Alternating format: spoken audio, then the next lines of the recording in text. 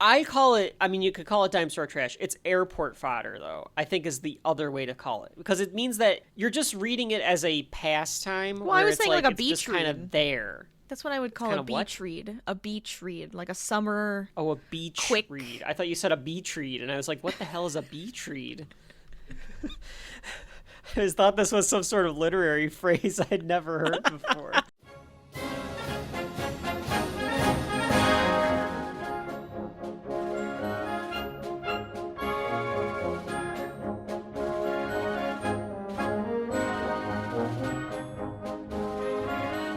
I meant like, no, like an easy, quick read.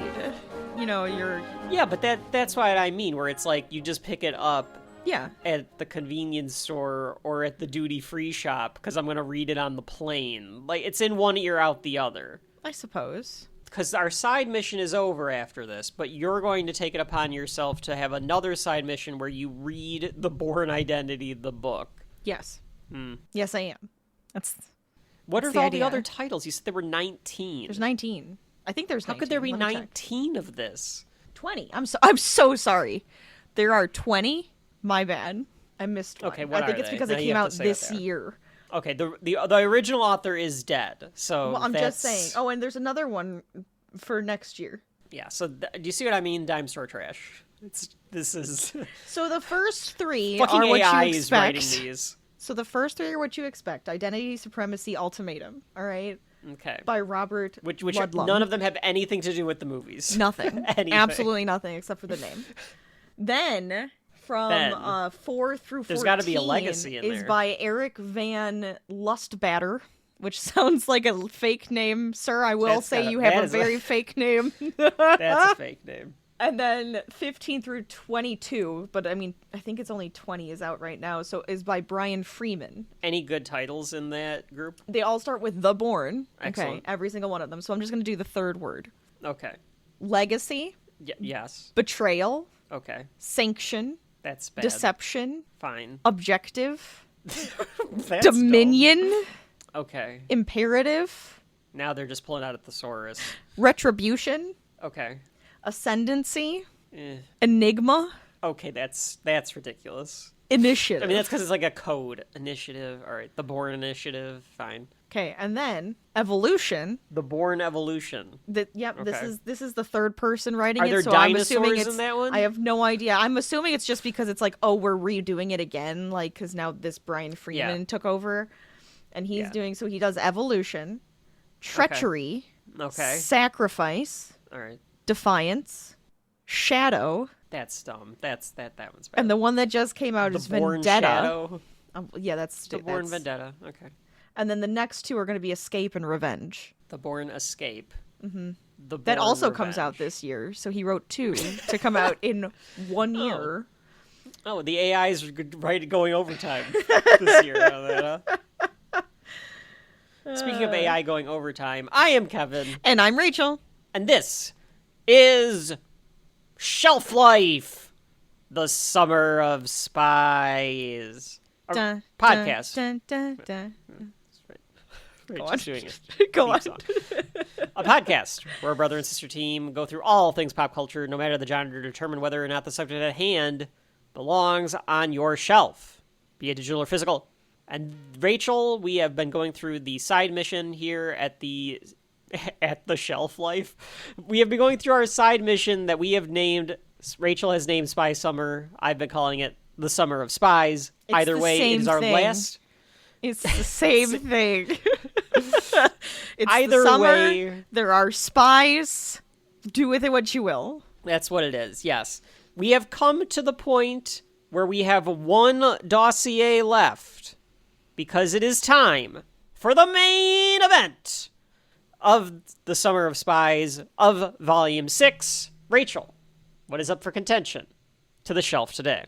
We will be talking about 2002, The Bourne Identity.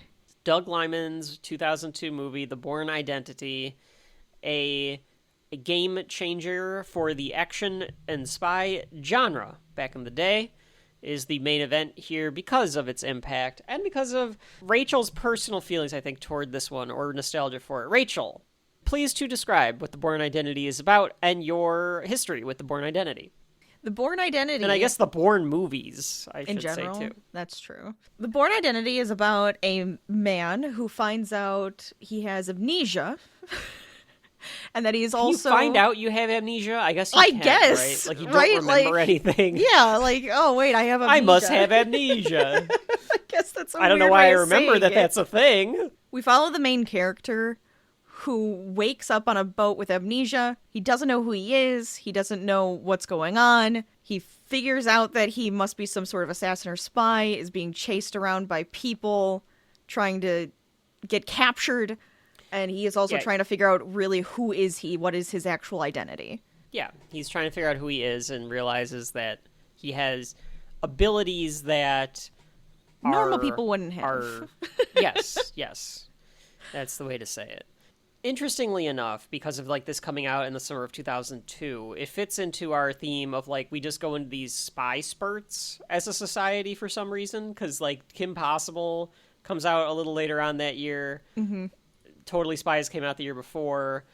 Mr. and Mrs. Smith comes out 3 years later. It's like crazy that all of this is like the early aughts spy stuff. It just is because we picked it too, like the spy stuff all over there's the probably place, stuff all over the place, but these are big hitters. It's interesting assume.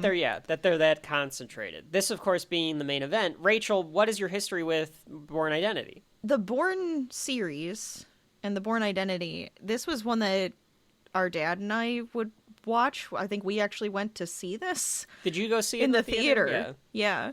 And then so it was just ended up being one of those things that me and him would do together. Why did you and Dad decide to go see this in the theater? I don't know. We had those random things that we liked, where it was Lord of the Rings. We played Assassin's Creed and like Uncharted together. Thriller. We went and watched Bourne Identity together. Then we watched all of them. I don't know. I guess just became something that we liked. I have no idea why we decided. I couldn't tell you. I couldn't remember that. I guess I should have asked him if he remembered. That is kind of my history with it. Yeah, that's what I remember. And you guys, always liked it. Dad always thought that they were really good. We got him the 4K set for Christmas. We did recently. Recently. Yeah, so he has, yes. So he has all of them, which I stole to watch the movie using his 4K version. Because I wanted to watch on the 4K on my TV. Dad obviously bought it when it came out. So, I think then we all watched it. And that's how I watched it. I didn't go to the theater with you guys to see it. I don't think I went to any of them. I don't think you did. Because that was like a you and Dad thing. Right. So, I did not see any of them in the theater. I definitely didn't see this one in the theater. Yeah, because, all I remember us watching it because Dad bought it on DVD. And I remember also the line from the 40-year-old virgin where they're watching it in the store. All right. Do you remember what I'm talking about? I think you're going to have to enlighten us here. So I don't remember.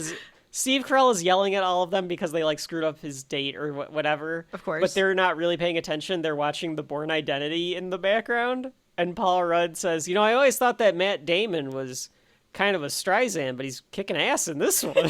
That's all all right. That's all my history is with it. The nostalgia is there fair. because of you and Dad. Right. But I don't have a strong connection to it because it wasn't one of my movies. It was more one of your guys' franchises. And I didn't get super into it like you guys did after watching it. It was more like you and Dad's franchise to watch. Mm-hmm. It's like how Lord of the Rings was ours too, and then you decided to watch it finally. Well, Lord of the Rings grew on me more so. But of course, as it should. We did not mean to do 2 Doug Liman movies in a row. No, that was unintentional. That was completely an accident. I think we explained it during the Mr. and Mrs. Smith episode. So if you haven't listened to Mr. and Mrs. Smith, you can go listen to that one before or after you listen to this one. It's Doug Liman month on Shelf Life.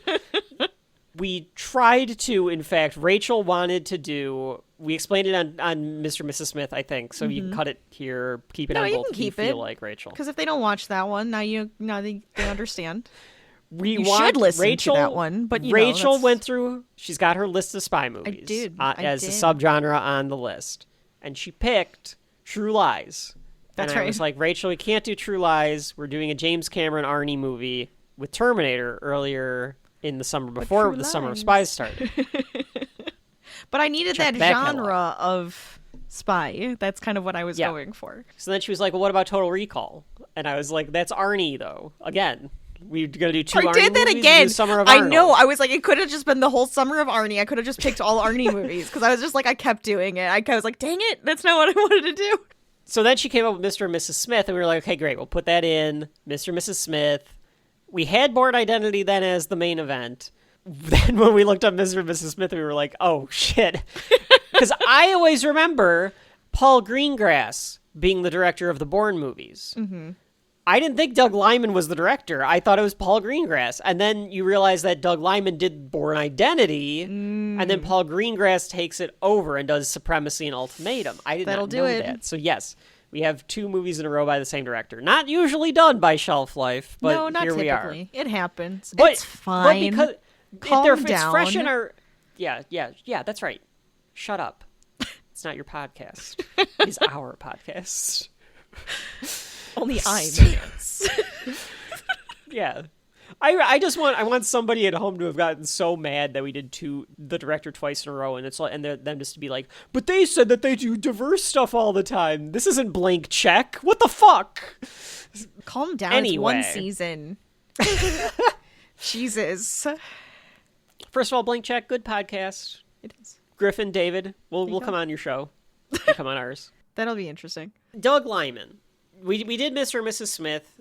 Spoiler alert for that episode. We were not too thrilled with that movie. It did not make our show.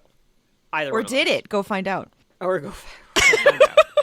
I guess I shouldn't be giving away the verdicts, even though you can easily click the timestamp button and listen to the 15 minutes where we tell you. This, however, was before that, because Mr. and Mrs. Smith was 2005. That was actually his follow-up. He wanted to really do the Bourne movies. He wanted to do the Bourne trilogy. Okay. And convinced Universal to give him enough budget to be able to put it together. He was coming off of Swingers and something else. So I don't know if any of this is true. I don't know what Doug Liman is really like, or if these are all anecdotes, or these are whatever. But according to different things on trivia, on Wikipedia, on a couple of behind-the-scenes like video essays that I watched about the Bourne Identity, he's a pain in the ass to work with. One of those directors that he's very indecisive, so he doesn't know what he really wants, and he goes over budget and over time and just tries things and then decides against it and then goes back and wants to reshoot it, so then the crew has to set up again, all this stuff. So he's kind of a nightmare to work with for a studio. Sure. But he had a couple of hits. So he had some clout. And he flew out to Montana or wherever Robert Ludlum lived to get the rights to the Bourne Identity so that he could do it. So this is like his passion project, I guess, in a way. The way that action movies were in the early 2000s. Rachel, do you remember what they were in the early 2000s, the action movies, how they would always go about? So you had like your 90s action movies with like Jean-Claude Van Damme and Arnie and stuff like that. Yeah. And then you had your wire fu, like The Matrix, Right, Crouching Tiger, okay. Hidden Dragon, things like that. And then, of course, the knockoffs of all of those. But they're all very kind of fantastical. Yes. He wanted to do something, or even like James Bond, Right. where it's like gadgets and high explosions and, over the topness. And he wanted to make it more grounded Sure. and thought that this could be a way to do it. Brad Pitt was going to do it at first, but he dropped out to do a different movie that was spy-related, Spy Game or something like that. So then he ends up getting Brad Pitt to do Mr. and Mrs. Smith later on. Right. It gets written. There's one guy that does the draft, and people hated it. I told you, like, beforehand, like, the guy was like, the book is dime store trash, and then the script was terrible, because it was like, who's gonna fucking watch this? It's based on the book too much. So they rewrite it. Tony Gilroy rewrites it. Tony Gilroy also comes off as somebody that wants credit for everything that when it goes well and doesn't want any of the blame when it goes bad. Long story short, they get Matt Damon to come aboard, and they want to film everything in Europe to make it authentic. Mm-hmm. So then Universal gets an idea to bring in Frank Marshall, a producer. Okay. Frank Marshall is a pretty known producer. He's made a lot of stuff with Kathleen Kennedy over the years. another one of those like kind of producers. So you see it in one of the, I can't remember, the beginning credits or the ending credits, you see like a Marshall Kennedy production or whatever. So Universal was like, bring this guy in line. He's costing money. He's a pain in the ass to work with. They're having fights back and forth about all sorts of stuff, rewrites, things Never like good. that. Never good. So this was anecdotal per one of the video essays that I read, that at some point Lyman, who a lot of the crew is starting to really dislike, him and the screenwriter are hating each other, the director and the screenwriter. Matt Damon has a timeline here because he has to go do Ocean's 11. Oh. So they have to wait. Ooh, They everything's have to, like, on top get all of each this other. in. Okay. Yeah. He goes out to the set. They're setting up lighting so that they can play paintball in the fields after shooting. And Lyman apparently confirmed this, saying like it shows that the crew liked him because like they were like having fun on set. At least they But were Frank having Marshall a good is time like, with each other. Right. But Frank Marshall is like, you've already costing us a bunch of money Right. and time. So apparently there was like these big fights with the studio, which is why when this is all said and done, the original ending in the script was like explosions and a very Bond-esque ending where Bourne goes to Treadstone and like burns the building down. Sure. And Matt Damon is quoted as saying like, you know, there was jet skis and this and that. I don't think there were literal jet skis. I think he was like trying to say like it was a much more James Bond Elaborate, ending. like very Yeah, and he said it was dramatic. terrible. Sure. In fact, when he showed up on set the first day to start filming, he said that he was given a different script because they kept changing the script. Oh my gosh, And that he was sounds like, this is not what I... obnoxious. Well, he said, this is not what I signed up Right. for. I can't do this. This script is bad. So then they had to rewrite the script again. So it was a calamity trying to put this movie together. But they do get it put together. They put it in front of test audiences, and the ending they had changed was to be just kind of what you see, which is him talking to Chris Cooper about what Treadstone is. Audiences were like, that's it? That's how you're going to end this spy action movie? Is just the two of them talking, and then Bourne just leaves?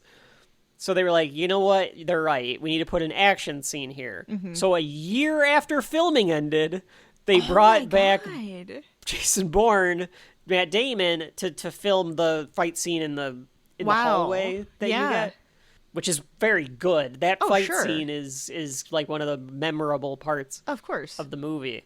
They ended up being right about that. It comes out, makes a lot of money, and it gets good reviews.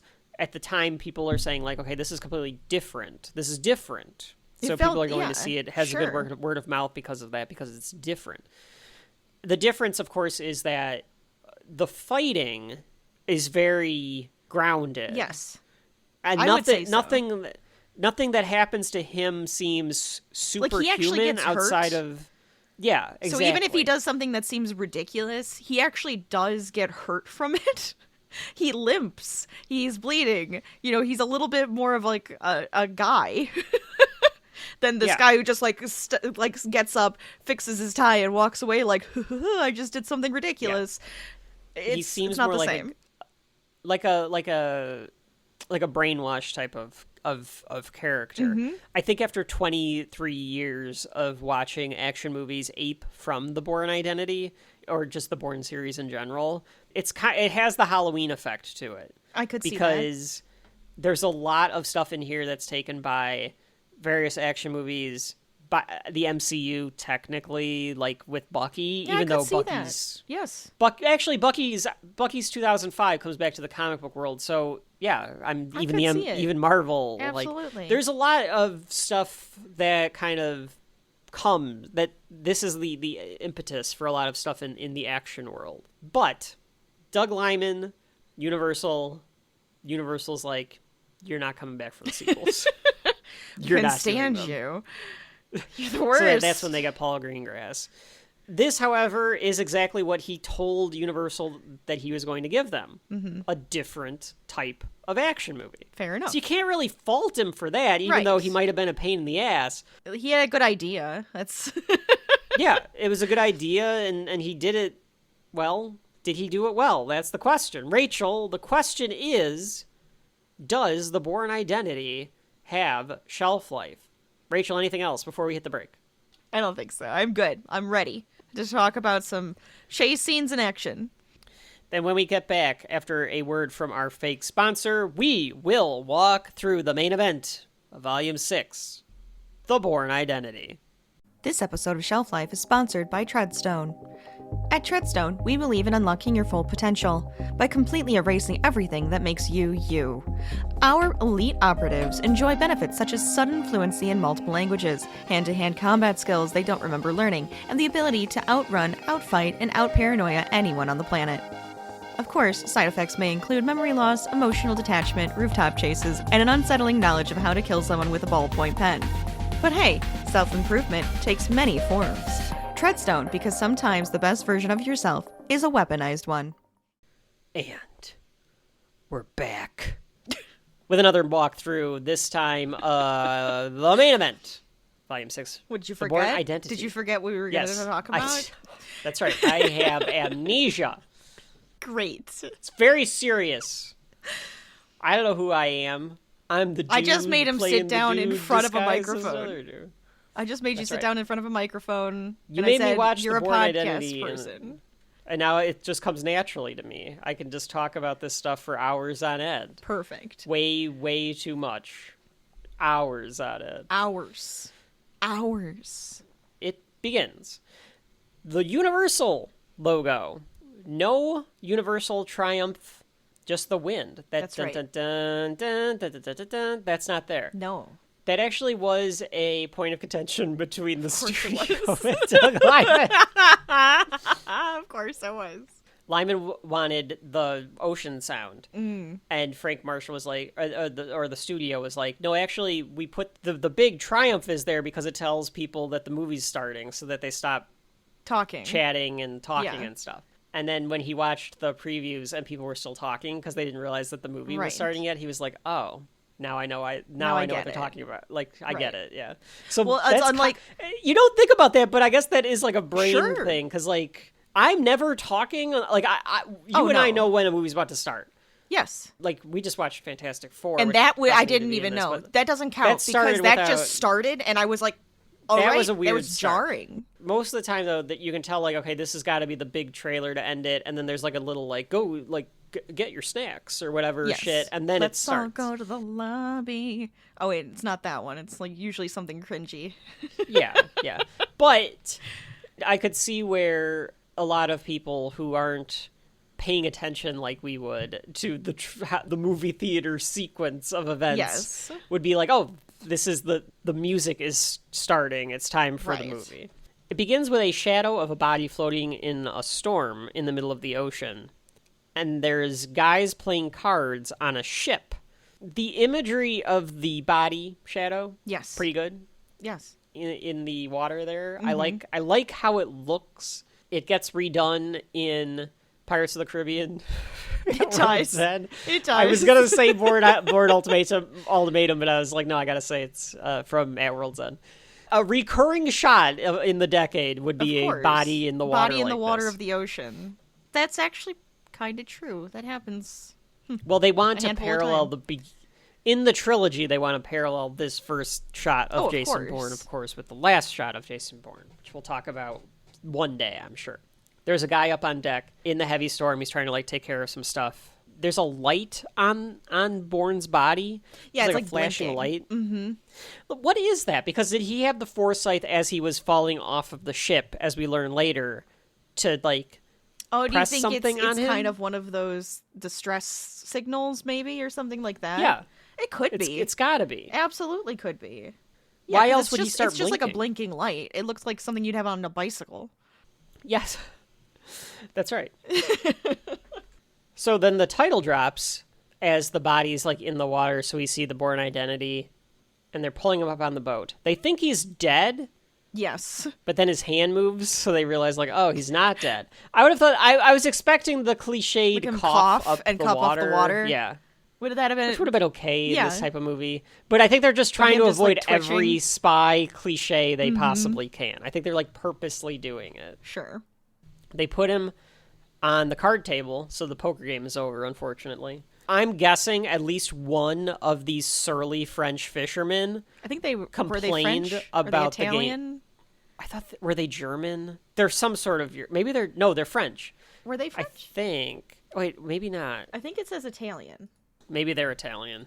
So when they're Because he ends up going talking- to France, so that would make sense.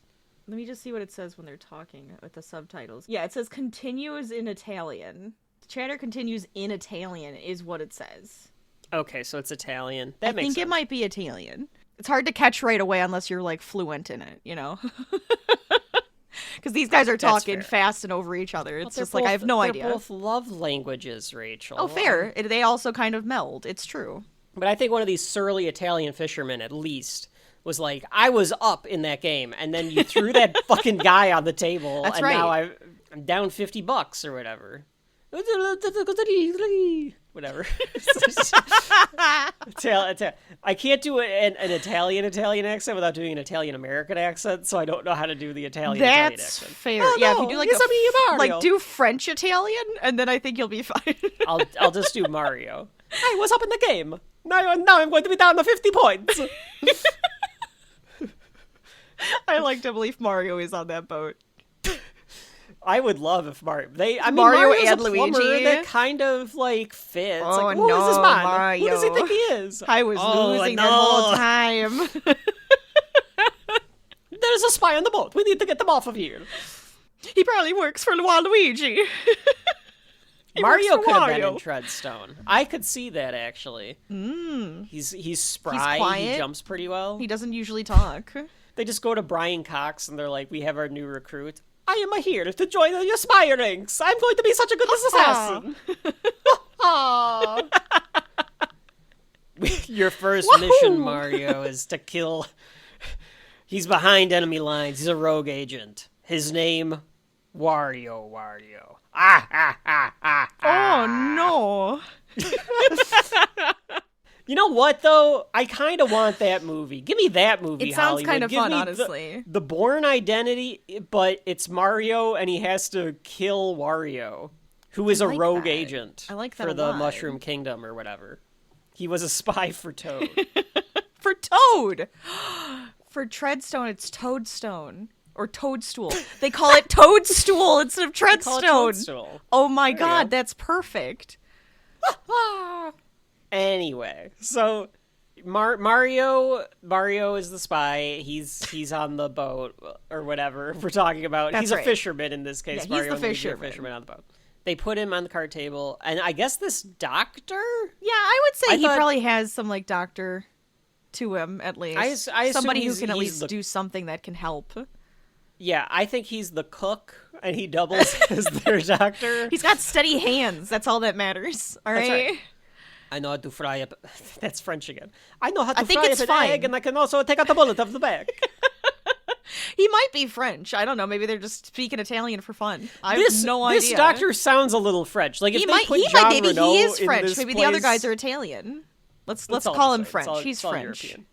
I can't tell the difference between any of you Europeans. You're all the same. Like you can't tell a difference between any Americans. It's the same. That's right. All Oh. the same. All the same. I couldn't tell what he was doing at first because of the color of like Matt Damon's wetsuit or Oh, whatever sure. it is. Because he takes out like a scalpel, and Yes, he's 'cause like he's cutting the it suit. off. And I was like, is he cutting his skin? What the fuck is he doing? Just cutting But it then off. he slices off the suit, and it looks like a bunch of bullet holes are in his back. The coloring and the lighting already. Dank. One of the complaints I think that people talk about when it comes to the Bourne movies is that it's very dark and the shaky cam. Oh, well, the And you shaky get it cam I from- could get. I could get the shaky cam. The darkness, I feel like this isn't as dark as I've seen other movies go. In recent years, yeah, there's been a lot of problems with the lighting in They movies get darker recently. and darker, and then you're like, I can't see anything. I think it's intentional that it's this dark, and maybe I was just watching it in a room that was too light, but it's pretty dark, this scene. The camera I just is felt shaking. like it had. I figured it. I kind of thought it had very sharp shadows in this scene, but I figured that was just because we're in like with the hull of a ship, and they only have so much light. It's during a thunderstorm, so I mean, that's like what I'm saying. Like, I get it. I understand the movement and the lighting, so I The get way what that- yes. people are complaining about. But I also go, but it kind of immerses you. Yeah, because the shaking is clearly supposed to be because you're on the waves. Right. he scalps at some skin, pulls out some bullet holes. Or wait, it's not a bullet hole. Well, there were a couple bullet holes. He did take the bullets out. Well, he does take a couple bullets out. But then he sees something like in his shoulder or in his back, and he carves into his back. Yeah, he pulls something else out. Something, and it's like a tracker or something. I thought at first, I haven't watched this movie in years. I thought it was a tracker, which would make sense. Understandably, it would be totally make sense. What is it actually, Rachel? It's like a little laser, which this guy puts in his eye. You see, it's a laser. Why would you like shine it in your eye? Just had to point that out. Terrible doctor. Terrible. Idiot. But then he points it at a wall, and it actually gives like a location and numbers. Yes. It says something about a bank. Yes. A bank in Zurich. Yeah, that's right. So it's a Swiss bank, of course. The score is very tense, and then it drops. So I assumed that a jump scare was coming. Yeah. And then the doctor turns around. He's not on the table, and Matt Damon's going nuts. And he's like, where am I? What's going on? Yeah, like, what are you doing to me? Mm-hmm. The zoom-ins are a little much in this scene as well. This is actually the most restrained of the Bourne movies when it comes to the zoom-ins and the cuts and stuff. Because that was more Paul Greengrass's thing. Mm-hmm. Doug Liman was using that, but he wasn't going as much, as hard as Paul Greengrass would go. But there are a lot of zoom-ins on these guys. Yes. But it's supposed to clearly convey amnesia, paranoia, panic, is what it's supposed to make you feel. Mm-hmm. The doctor tells him whatever the doctor's name is, and he says, like, what is your name? Bourne doesn't know his name, and he's like, I don't know who I am. And he like kind of like is freaking out about that, and then he passes out. Rachel, I have a question for you. Okay. I saw a few people online arguing, and I watched a bit of a video where somebody put on YouTube where they argue that the movie would be better if you don't ever see the CIA. If you follow Bourne the entire way, and the first time you see the CIA is when he calls them, like 2/3 of the way through the movie. I could see that being pretty fun. I feel like it kind of changes it, but yeah, it could be fun that way. Absolutely. Because then you are with Jason the entire completely way in the dark, through, right? As opposed to knowing you're a step ahead of him the entire way, sure, until the end. This way, you would not. You'd be with him the entire way. Mm-hmm. I think that's an interesting premise, and I kind of want to see what that cut looks like. I would want to see the cut, now, absolutely. But I could see that being it's kind of Hitchcockian. That's what I was. That's exactly what I was thinking. That is 100% what I was just thinking. I was going to say it. Go on. In North by Northwest, we know what's going on before Thornhill does, because we cut to the CIA and that. Yes, but not till later, like a little later. Not till later. Yeah, you cut right now to Langley. Like, yes, he passes out on the boat, and you go to the CIA. I kind of I'm on board with the idea that like maybe there's too much of that in this for that to work. However, my counter argument to that is, this came out after 9/11. It was clearly being filmed before the War on Terror started and stuff. Yes. But if it wanted to be or not, it's such a commentary on the Patriot Act and American foreign affairs. Mm-hmm. The bureaucracy of Treadstone and the CIA and all of that stuff is so much a part of Bourne. Yes, and how it all is rid built. Of it. Yeah, there's so much for getting rid of that would also change the theming and the tone, because it's not just about Bourne. It is about Bourne, but it's also about this like shady organization within the federal government. Yes, and how they like are manipulating not only their own citizens but then like foreign countries as well.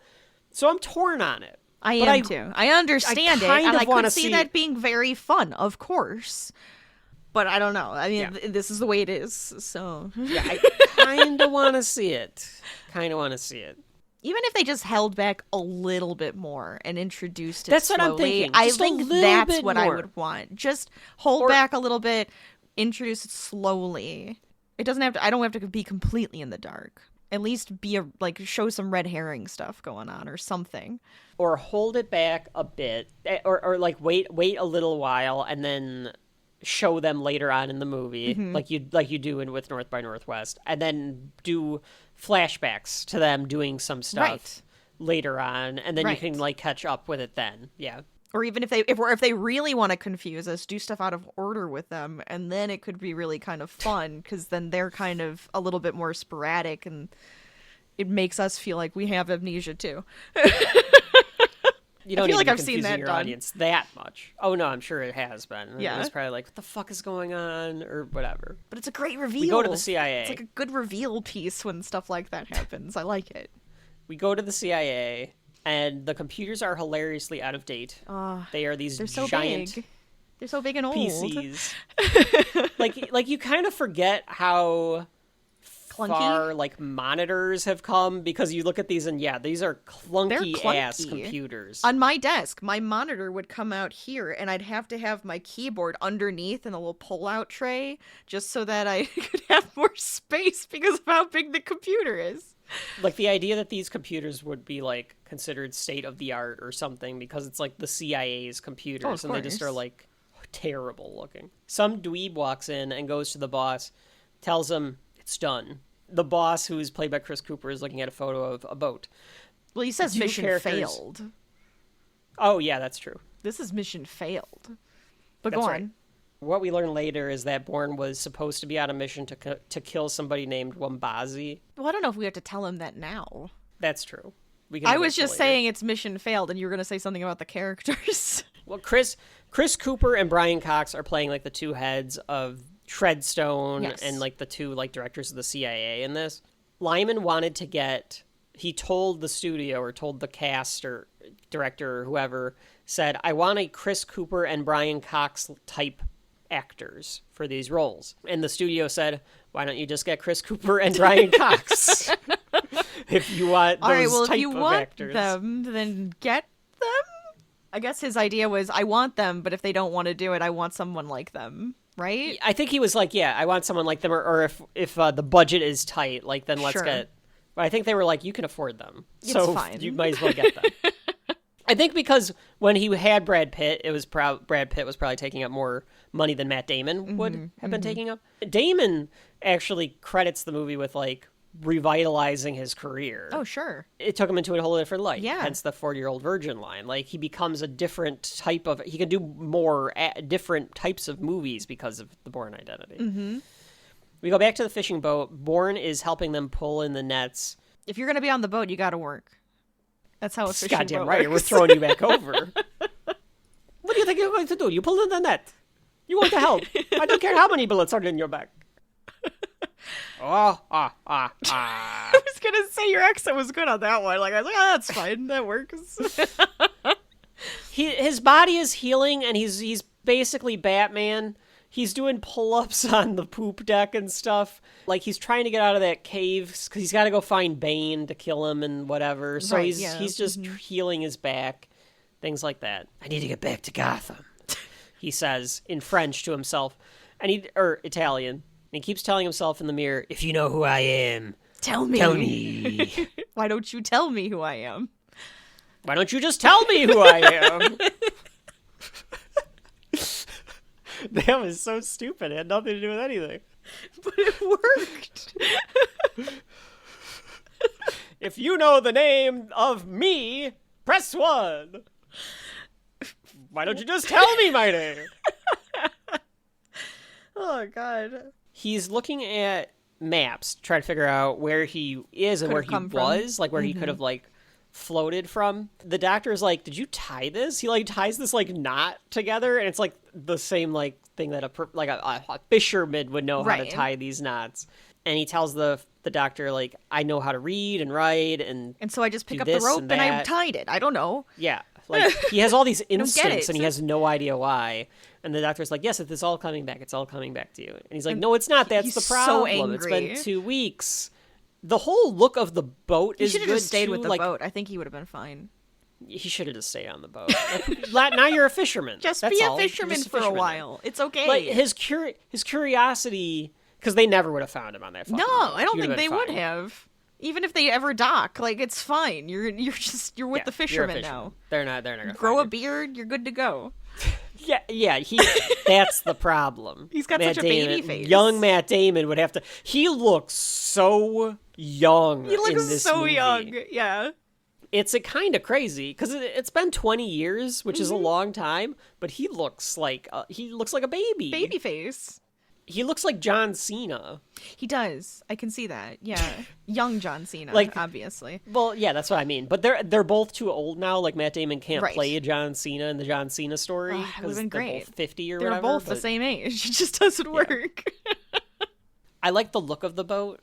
Like how the yeah. paint is peeling off and shit. It's Right. got a good design to it.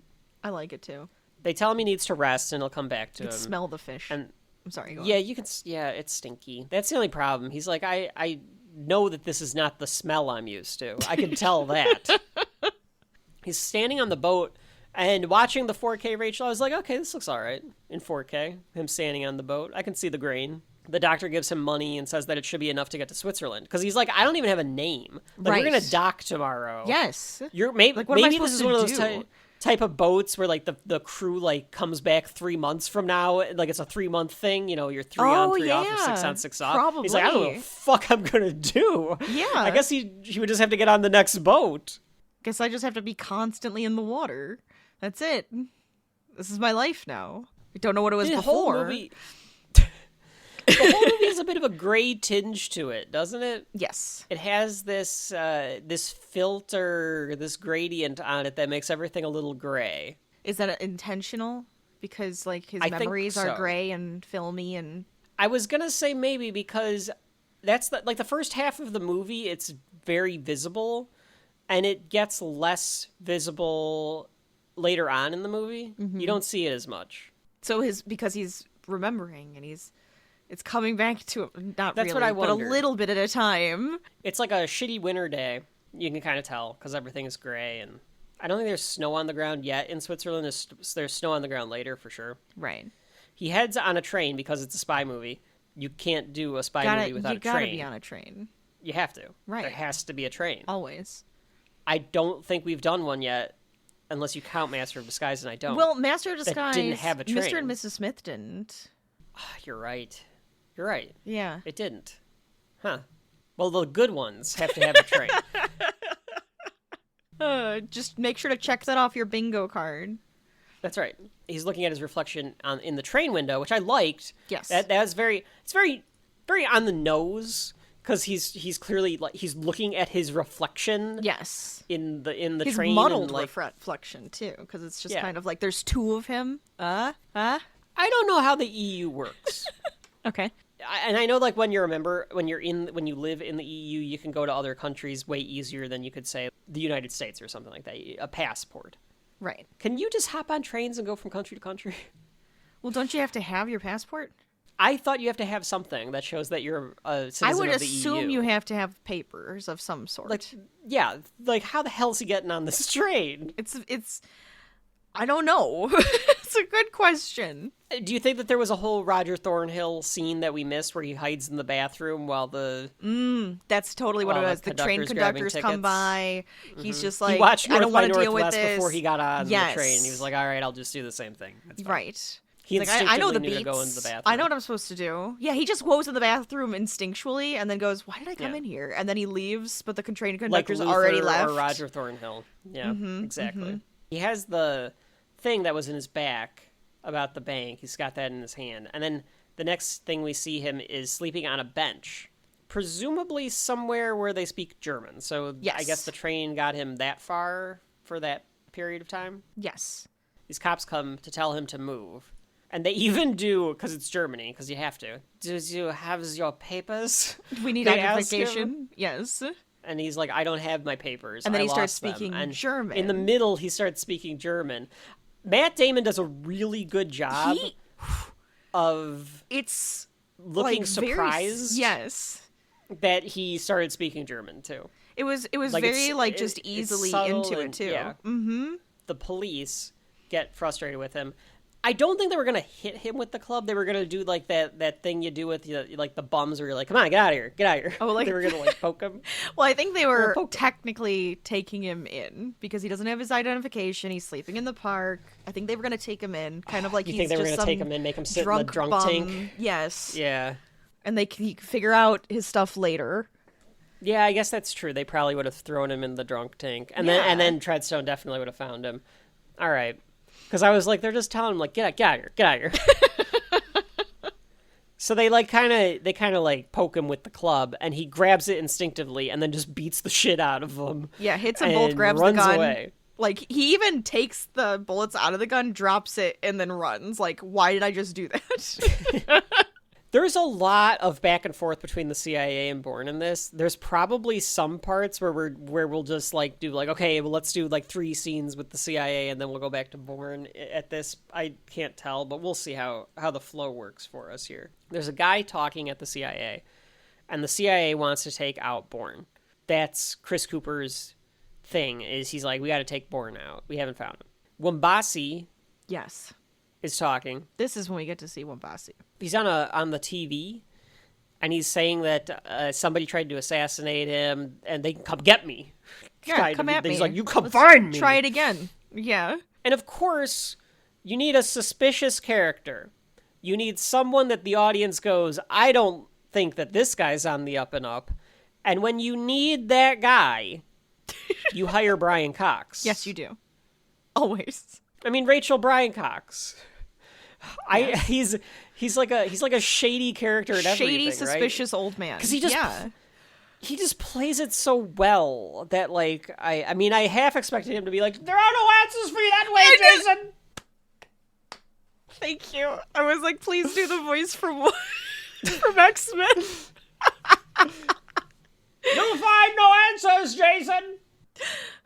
He kind of does stuff like that later, like the other two. That's what I figured. I couldn't remember how, because he becomes the big. He's the big bad. He's the big bad boss. He's the major big bad. Yeah. So Chris he Cooper is the suspicion. Is a mini boss.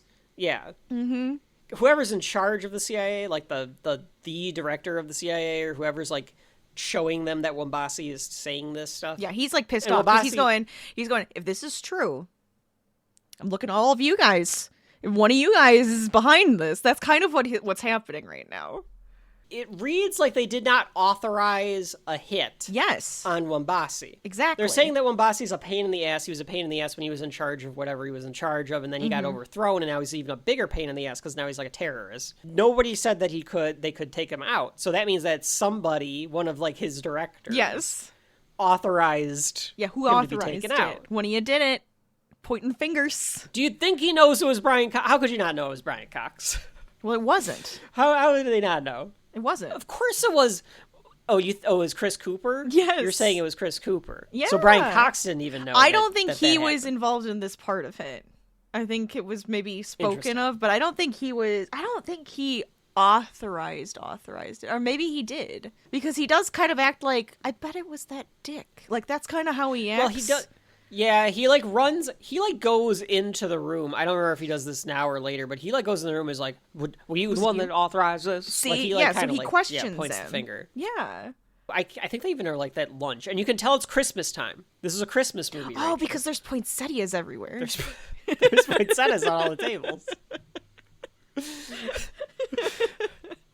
I'm glad that the CIA gets festive. They put poinsettias on all the lunchroom tables. You gotta do that. Do they have a Christmas party at the CIA? What do you Probably. think that's like? You quiet. think people are getting drunk and hooking up at the...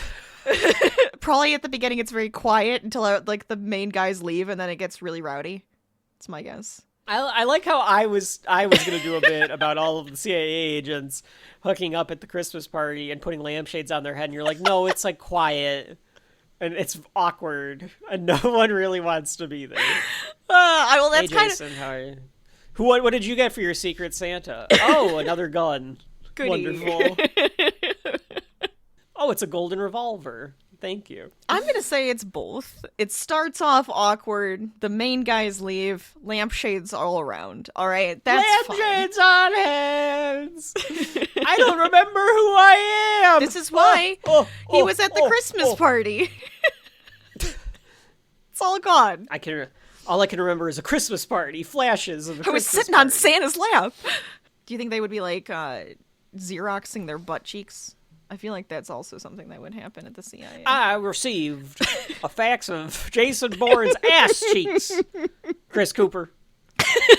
There is no ink that way, Jason! It's all in the supply closet! Oh my god. Anyway, he goes to Chris Cooper and they talk about treadstone. So this is where we learn the term treadstone. Yes. We don't know what it is, No. but we learn about treadstone. And we learn that someone tried to take him out. It's like one of those things where you go, is it an operation? Is it an agency? I still don't know what it is That's after fine. this. It was You're an not operation of supposed some to. kind. It was Project Treadstone. That's all we kind of know about it after Bourne Identity. Mm-hmm. I think. I know that you know by the end. Yeah, 'cause he you takes get out more, of Treadstone. course, but Yeah. you're not supposed to know everything yet. That's kind of the Right. idea. They lost communication with their man, is what Chris Cooper says. It's a mistake. And he's like, that's the first mistake. So back in Zurich, Matt Damon, Jason Bourne, is walking around with no coat on. It's free. Oh my It's gotta be god. freezing. It's ridiculous. snow Well, was because on the he got ground. rid of his coat because he didn't want them to know who he is Track with the coat. Yeah. So of Yeah. course, but you look more suspicious without a coat. Yeah. You have Go this get a tattered coat. sweater on. Now everybody's find gonna a coat. should probably coming up to you going, "Sir, do you need help?"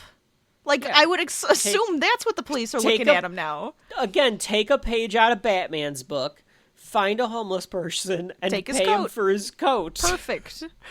Or, subsequently, Kyle Reese. Oh, and yeah. just take it right off of his body. Just take it. He took my fucking coat, man. What's he gonna that do? Poor dude. Bourne gives the account number to this lady. He goes into this Gringotts vault. Oh yeah. And it's vague. Yeah. Like, I half expected a goblin to be on that elevator. Next step. Vault The assassin 394. Jason Bourne. Mr. Bourne, we haven't seen you in quite some time. Do you have You're your next key? to the bell. Does Mr. Bourne have his key? The fuck is Hagrid this? just shows up.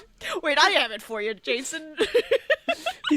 I know I'm having a bad headache because there's wizards all around. Wizard Jason Bourne? Wizard Jason Now that's Bourne. an idea. Give me a Harry Potter movie where he's Like an there's an assassin, Auror that can't remember who he Ooh. is. So then he can't remember he's a wizard. He can't remember he's a wizard, so random stuff keeps happening around Random him. shit And he's just keeps like, what happening around the him? frick was that? I like that. I like that idea. He starts reading spells on a sheet, like, what is this? And says it out loud and something happens. I like Somebody that. gets turned into a toad. Be great. So he does this handprint scan and it works.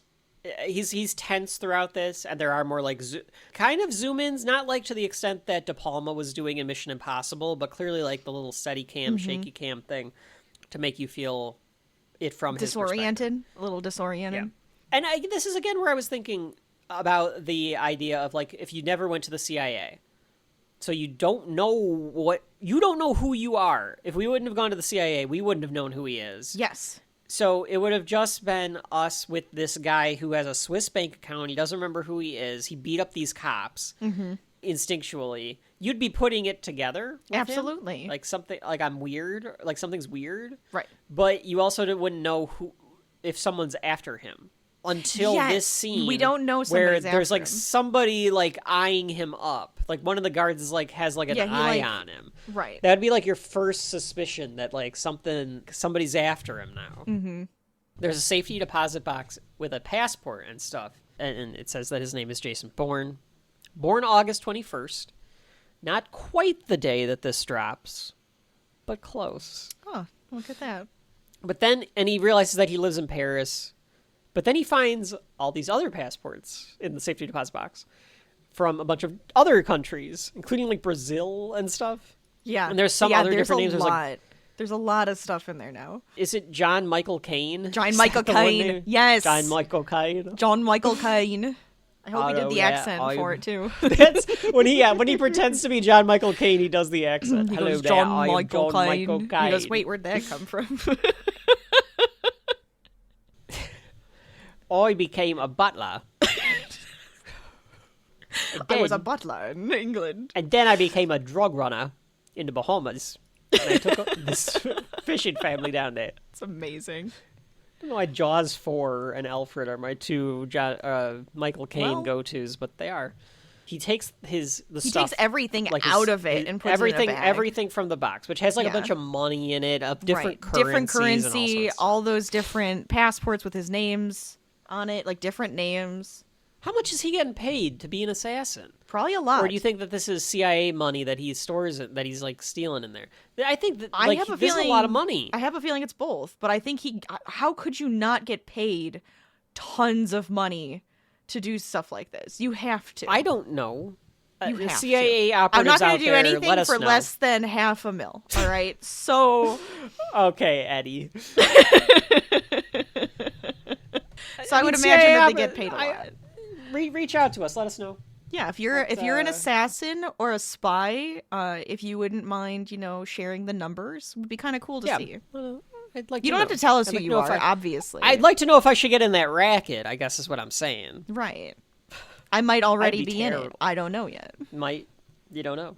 He asked the guy when was the last time he was there. And I thought we were going to get a Roger Thornhill this is the first time I've ever seen you, Mr. Bourne, or whatever. They tell him that he was there 3 weeks ago. What is with these spy movies, with people being on the run? This is like the combo of Mission Impossible and North by Northwest, where he doesn't know who he is, and he's on the run. Right. Like, even Mr. and Mrs. Smith, they were on the run. They were being hunted by their own organization. Yes. Why is that always the thing? Unless that's just our theme for Summer of Spies. Which it could be. Because Terminator and Incredible Hulk, they were also on the run. Yes. And then you just kind of have 10 Things and Community. Although 10 Things comes back in this because of Julia Stiles. That's right. And our TV shows are usually non-canon to the theme, so... Well, I think we could probably pull it all in. You probably could. One of the security guards looks at him suspiciously, like I said. He tries to call Jason Bourne, a la North by Northwest. He tries to call himself. I thought this was weird. It's his voice. Yes. And leaves a voicemail, or has a leave a voicemail. He has an apartment. But you're a spy. Why would you have your voicemail set up with your voice? Okay, back then maybe you couldn't just have the robot say it. I don't know. Maybe you had to have yourself say it. Maybe that's a thing here in Zurich. I don't know. Questions. I just thought as a spy, you wouldn't want someone to know what your voice sounds like, or if somehow they were able to get a hold of your name, that then they would be able to find you. Well, I would imagine that he has to network and people know of this person in each place, or all of his pseudonyms and all of his different names that he goes by. I think he's undercover using those names. Yep. Yeah, you know what? That's fair, because later on he was pretending to buy a yacht. Right. So yeah, he has to be undercover. So I think he has to use that name for stuff in order to get things done. He starts walking around the city. He's all paranoid. Some cops are following him, though. He can tell when people are following him. Yes. That he's very aware. He realizes that that's a skill. Yes. He finds a U.S. embassy or consulate or something. He shows them his passport. He's like, I'm American. So they let him in, and then the cops try to follow him in, and they're like, you can't come in. You can't come in here. Do you think this actually happens? Could this happen if you were being followed by cops? I think they say to do that. Isn't that I feel like I've seen that in other stuff, or I've heard it said out loud. If something happens, you go to the embassy. Well, sure. And I will tell all of our audience members now, if you're an American, this goes for if you're domestically lost, you find a Walmart, because that is the American embassy. No matter where you are in this country, find a Walmart. There you go. Someone will help you. Someone going to help you. That's what they're supposed to be here. They'll greet you, and then they'll help you. That's their job. If you're abroad, I don't think there are a lot of Walmarts abroad. If you can find a Walmart and you're abroad, you walk in there like you just found the embassy. If you can't find the embassy. Because, my God, that's just an American embassy right there. Oh, my God. It's like the Drew Carey show, Rachel. Do you remember when he was lost in China and he found the McDonald's and he started kissing the ground because he was hilarious. I was actually going to say, I'm thinking of Da Vinci Code, too, where one of their things was we have to get you to the embassy. Get to the embassy, yeah. Okay, you're right. So I think that is, just how it works. It's kind of like, well, they're going to either deal with you the way they would in their country, or Right. we get you to the But embassy. if we can extradite you back to the United States, then we deal with you. So he's standing in the embassy. I can't tell if he's in line. I think he just gets in I line. can't tell what he's gonna do. Yeah. I have no idea. He just gets in line. I guess because he's got an American passport. He's just like, I guess I could figure something out with that. I guess I could don't try to know. get to the U.S. Yeah. Which would be the worst thing for him to do. Probably.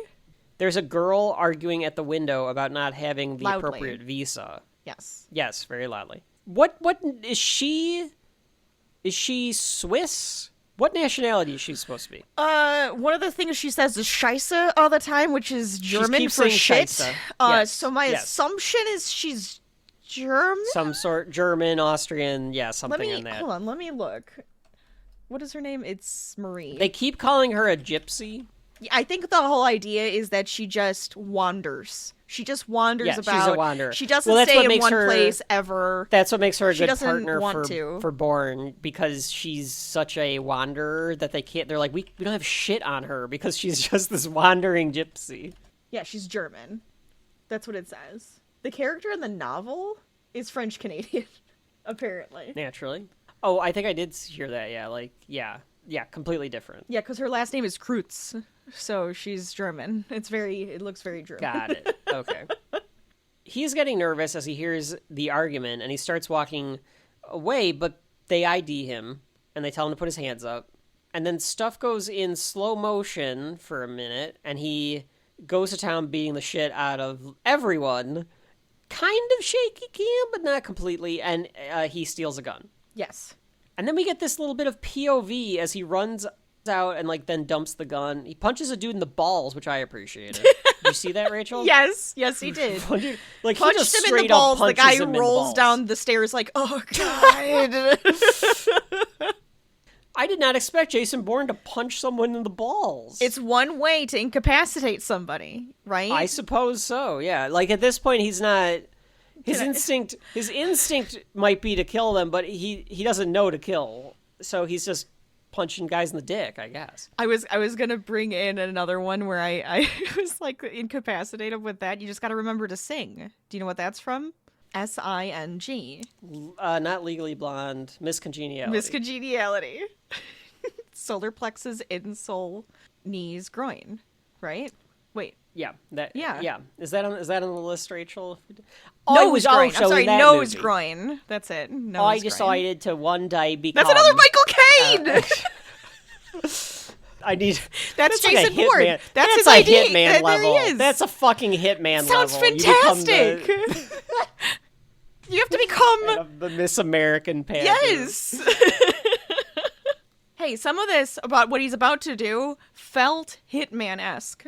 A lot of this movie feels Hitman-esque. I think they took a lot of stuff from Jason Bourne. Just saying.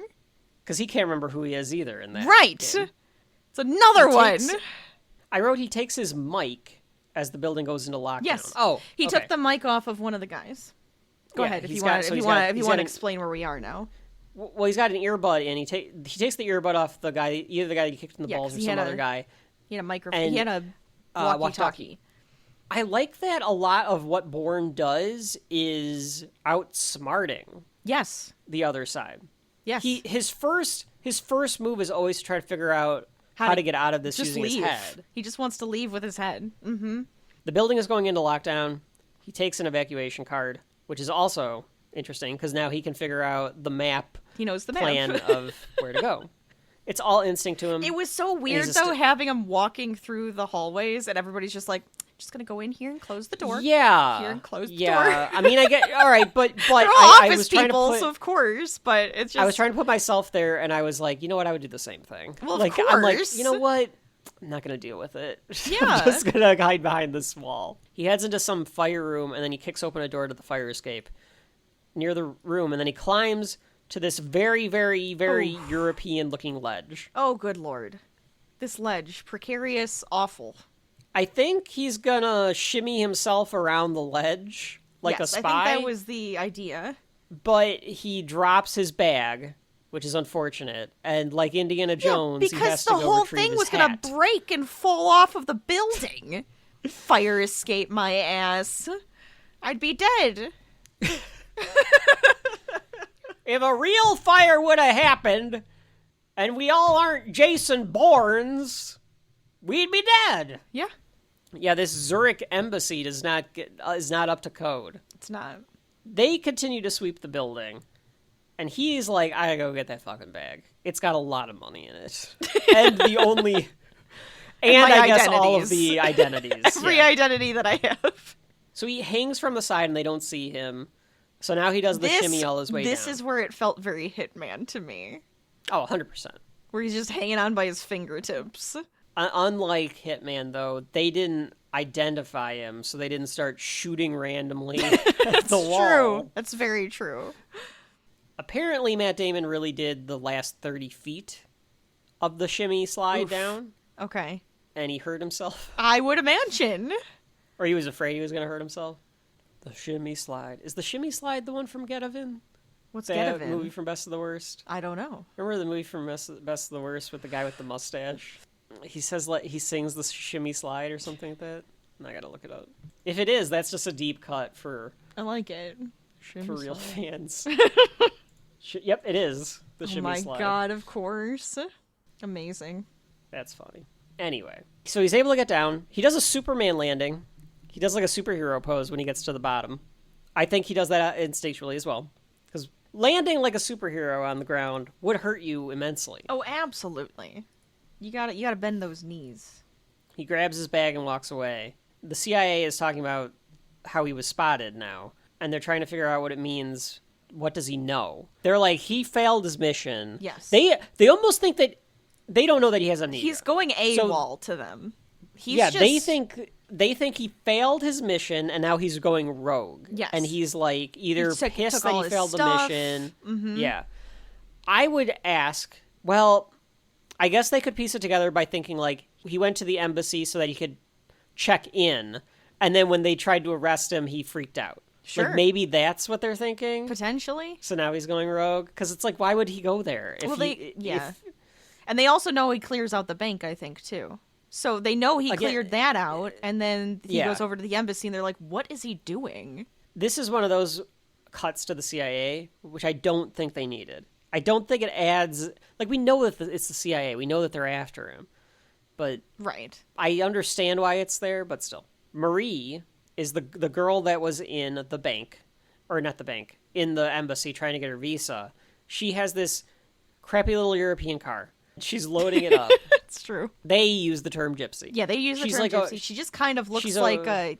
She looks like a hippie. She looks like a hippie. Early aughts She's got hippie colors in her hair with all the little like clips in it. She just kind of looks like she's carefree, doesn't care, you know. She looks like she smells. She probably does. I can smell this girl. You can. She's European. Right. She lives a hippie-esque lifestyle. Mm-hmm. She uses like quote-unquote natural deodorant. Yeah, but I could from see 2002, that. it didn't really do anything. She has she wafts. She has a waft to her. Okay. Yeah, she's got all those essential oils going to try to cover it up, but it doesn't cover it up. She does not shave her legs or armpits. Well, she's European. Isn't that supposed to be a trope? Isn't that a trope? I'm just saying. Oh, the French. Oh, my apologies. I figured the Germans might too. No, we here in Germany shave our areas. We shave everything. We bleach them as well. My God. It's just one of those stereotypes where they say I Europeans don't shave. The French for sure don't. Oh, for sure. I think the further north and east you go, they do, and then the further east from that, then they don't. But then they stop taking care of their teeth. That's right. Fucking Europeans. We love you. I know we have a lot of Irish fans. Hi. Irish, UK. Yeah, the UK. Well, but those are your whatever. We make fun of everybody, all right? I mean, I make fun of Americans more than fucking anybody because we fucking suck. He asks if they can help each other. He asks if they could help each other. Did you like the way that the camera slowly moves toward her because we're like from his perspective? Yes, right. He even bounces a little bit like a person walking. Right. And then she spots him and like turns around and then he's like, "Oh yeah, hey, I'm Jason Bourne, thought we could help each other. He doesn't say I'm Jason Bourne. Right. But he says, like, I thought we could help each other. Because he's like, I need a ride. He says that he will give her $10,000 to drive him to Paris. And she looks at him like throws her he's the nuts. money. Yeah. And then he says, I'll give you another $10,000 when we get there. And he's nervous. A siren goes by and he, like, freaks the fuck out. Yeah, he He's like, kind "What of the just like a, oh boy. And then She realizes that she he's- recognizes that immediately and goes, Yeah, she's oh, like, is that "Oh, one for you? Yeah, that must be for you. I'm a hippie. I know about running away from cops." Yeah. So she's like, I'm not going to do this. And he's like, okay, fine. Give me my money back. So I like that she's like, I guess I have to then. I'd be like, fuck you. You threw me the money. I don't know. The fact that they're trying to track him with these shitty, bulky Cameras? PCs and cameras. I mean, I like that it's realistic, I guess. Yes. But it's like so shitty. Oh, yeah. How many spies got away with shit back in the early aughts and earlier? Oh, I would Because look at imagine what they were constantly. using. Oh, constantly. Because they knew I don't what they think were that- using, and they were like, "Oh, I can get away with anything." They This have just one proves way to that- contact me, and I'll keep it open. But I'm doing whatever the hell I want otherwise. It's like getting away with murder in the 1800s. You just skip town. No one's gonna Right. find you. That's right. Ethan Hunt didn't have to Nobody's do gonna anything. try. They were gonna try. And They weren't gonna find Ethan Hunt, and they weren't gonna find fucking Bourne. Anyway, They were having They- trouble finding what was his name in North by Northwest too.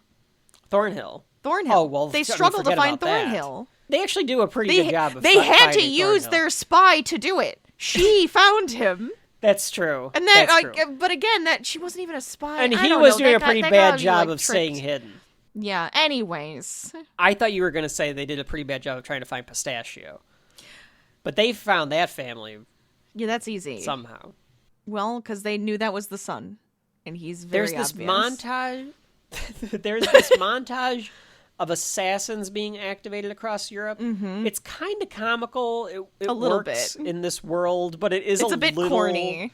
It looks kind of corny. Yes. Yeah, it looks kind of corny. Because it feels old school corny. Like, it's like, hey, look at all Yeah. of our spies. Look at how cool we are. Here's And all we're the all over the spies. Here's place. this one's got this weapon, and this one's got a pager. This one's on a Like, motorcycle.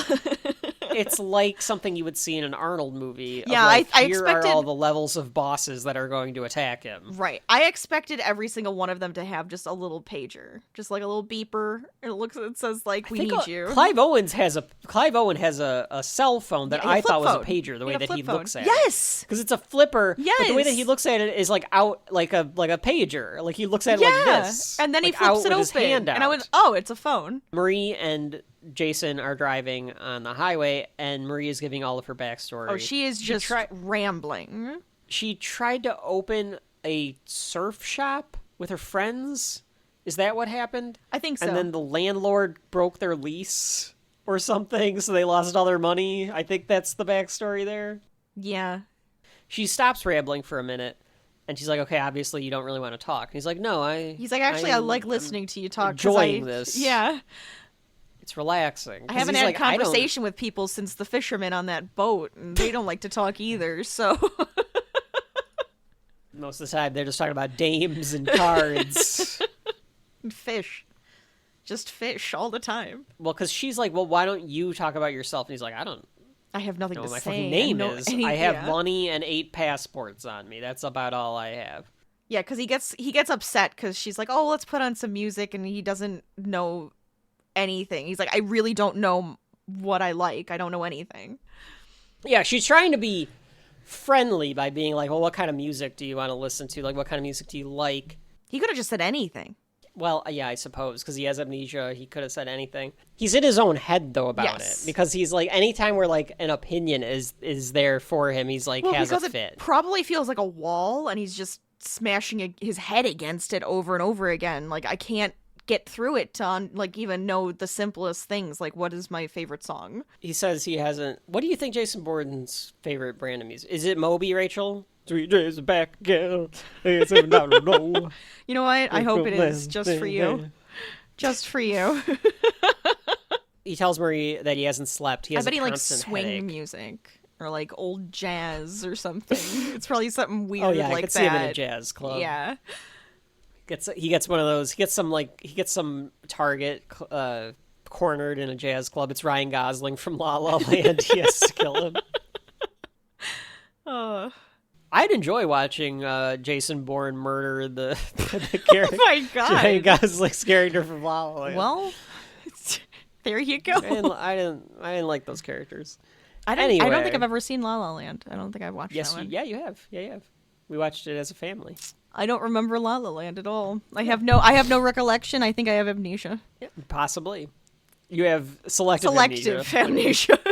I didn't want to remember it. So he can't say, because he doesn't know anything about the music. He admits that he doesn't know anything about himself. Yes.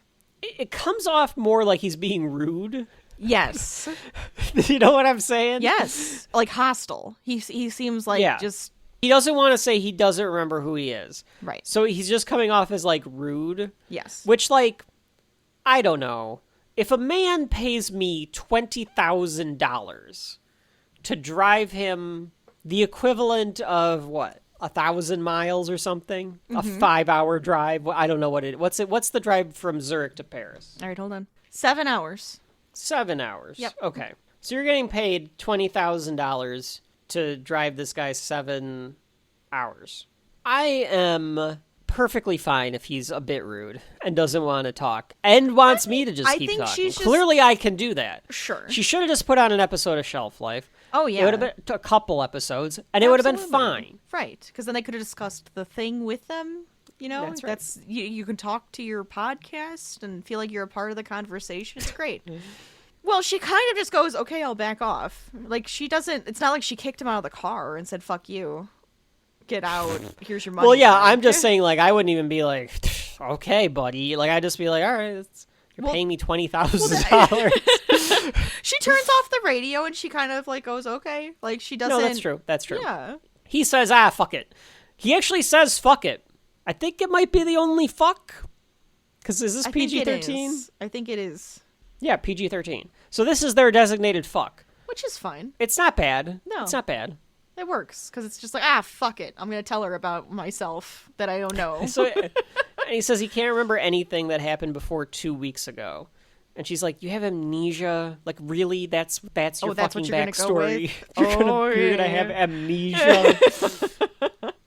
But he insists that it's true. They catch a camera with him going into the car with Marie. The CIA does. Yes. Now they know that he's with Marie. And Chris Cooper is like, we need to know everything about this woman. Get me everything you can. And then I was like, is that Walter Goggins in the CIA room? And it is. Walter Goggins is just a staff member in this CIA room. Oh, is that him in the background?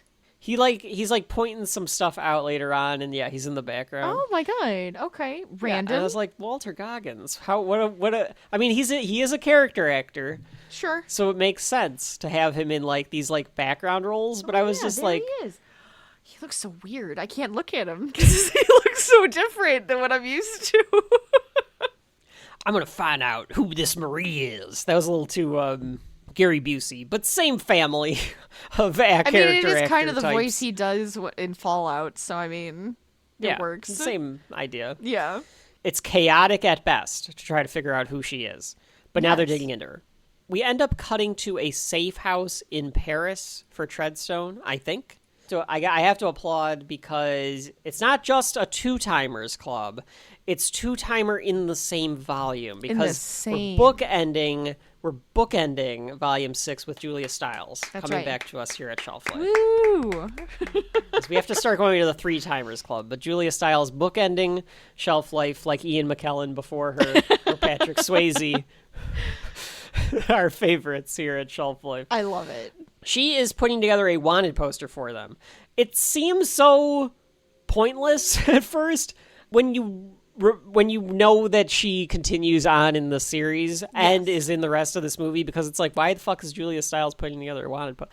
She is like a tech or something for them, right? Absolutely, yes. She's not even like a handler. She's just like a tech. She's the chick behind the computer. Mm-hmm. Yeah, she's Wade. Yes, she is. But maybe that's why they were like, we can't do this. You have to put it together. We're really bad at using these computers. Look, no one here. Walter Goggins does not have Photoshop on this fucking giant bulky PC. I get it. You have to put together the post. I understand. All right. This actually is that's what happened to me. I was the chick behind the computer, and then they would make me design stuff because they didn't have somebody. We still do. Idiots. Shelf Life does. Shelf Life Corporation does. They go to a diner. The CPE. A gas station diner. So they're getting they're going to have to find a hotel or something to poo.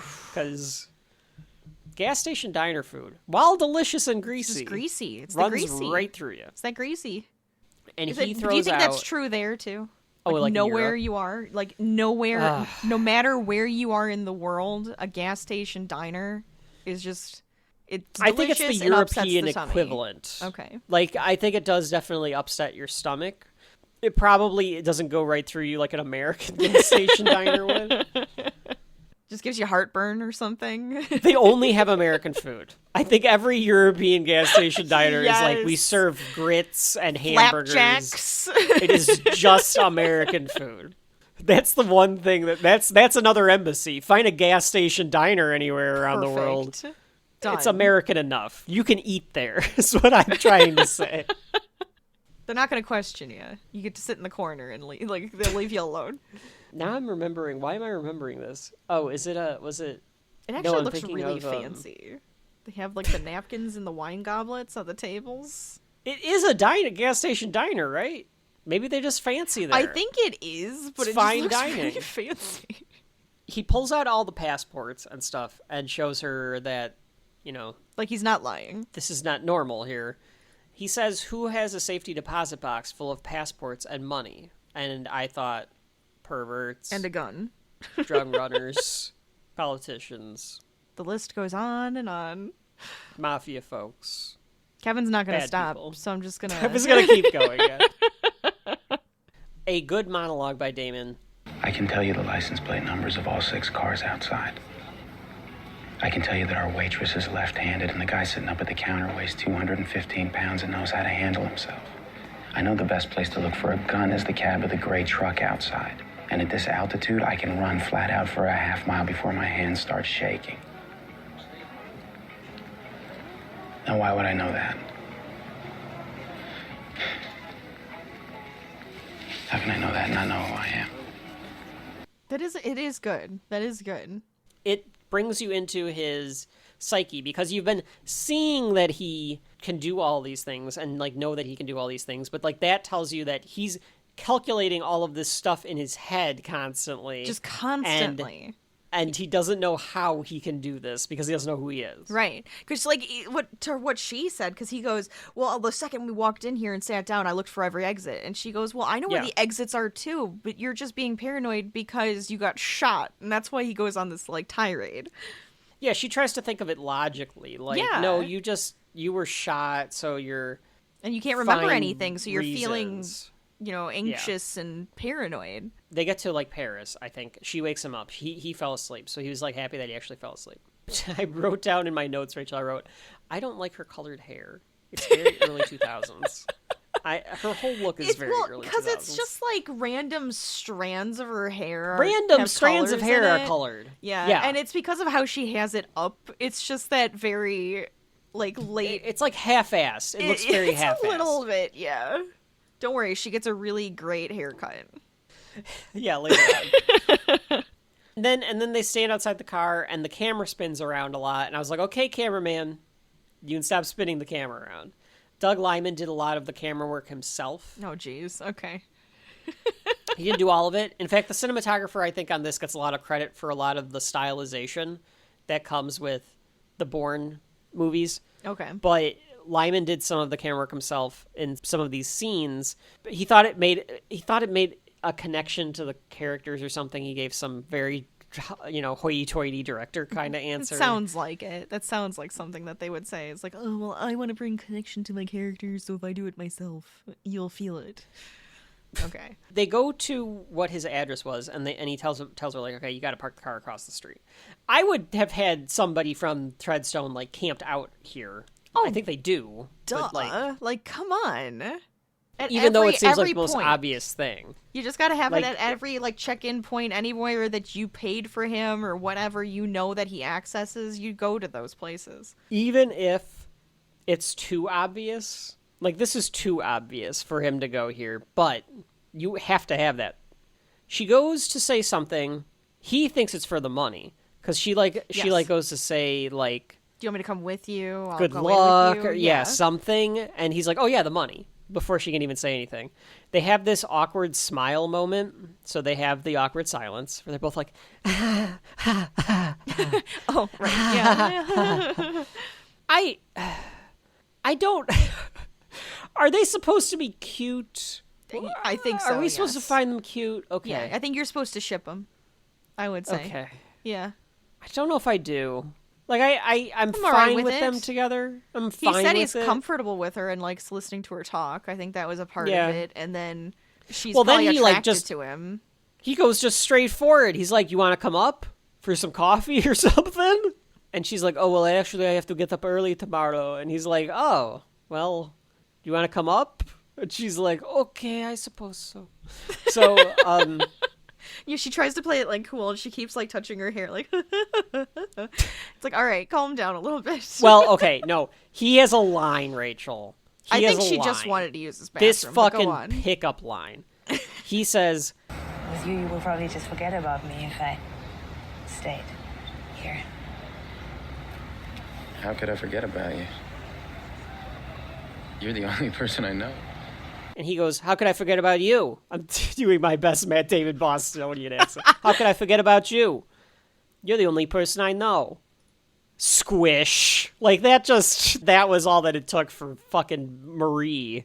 Well, she was Hell of a already line. into him. She was already into him. I'm surprised she didn't do, like, the bite the That lip sealed the type deal. of thing. Like, Bite the lip. Because No, of this that. character's not biting her lip. Because she's a hippie. I know. That's why she doesn't care. She's like, well, if I can bang it, take a shower, and leave. Yes. Cool. Okay. This woman, the first instinct she has is to start brushing her teeth and She taking a says, shower. Can I use the bathroom? Now, mind you, there's like the toilet and then there's the bathroom. So she is like legit asking, can I just like wash Is myself? that a European thing? Yes. And it's like, Okay. and if you're like in a car for 7 hours, I kind of agree with her on wanting to brush my teeth and like at least wash my face, if not actually take a bath. Like, come on.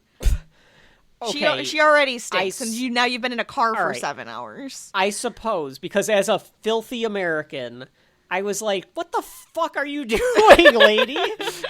But it is a little awkward. Like, come on. It's a little weird. But if you're saying, like, as a European, I'm if somebody said, can I assuming use the bathroom? that it would is be my different than, can I assumption. poop in your toilet? Or whatever. That is my assumption, those are because I two would different assume things. that I don't know if this is true everywhere in Europe, but I feel like that comes up quite often where it's like there's the toilet and then there's the bathroom where you're taking a bath. So that's Well, kind if of somebody my asks assumption. me, can I use your bathroom? I think that they're peeing or pooping in the bathroom. Yeah. I don't expect the shower to turn on.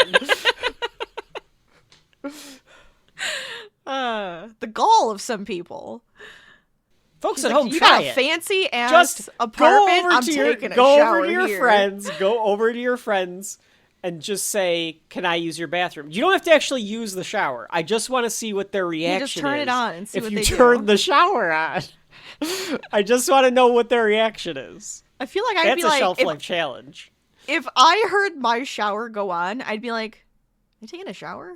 And then I'd Like, probably, what are you gonna do? I guess I would like, what is knock that and be person like, gonna "Do you They're need not a gonna towel?" say, "No, you can't take a shower." Like, that's too awkward. They're gonna wait for you to come out, and then they're gonna be like, How was "Oh, the are you, shower? Huh? taking a shower in there?" It's like-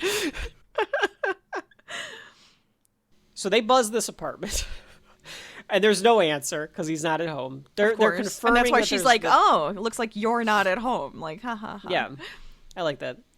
This old French lady greets him with the, "Oh, Mr. Bourne, you are home." Bourne, That's yes. I can't do it. Whatever. Oh, Monsieur Bourne, you're home. Monsieur Bourne, you are home. Something like that. He lies and says he forgot his key, And they she let just him kind in of the looks at him like, apartment because Monsieur Bourne. you are always forgetting your key, Monsieur Bourne. I wanted this lady to be in on it. I wanted it to be like I his would have money loved penny. it. This old French lady's She list pulls a is gun. like- She's got like a massive Yeah. like machine gun or something. that's like a gag that would have been in an Edgar Wright movie. Like Yeah, that's like a it's Hot true. Fuzz joke. It is. 100% a Hot It's- Fuzz joke. This apartment is super huge. Yes, it's very On the fancy. list, by the way.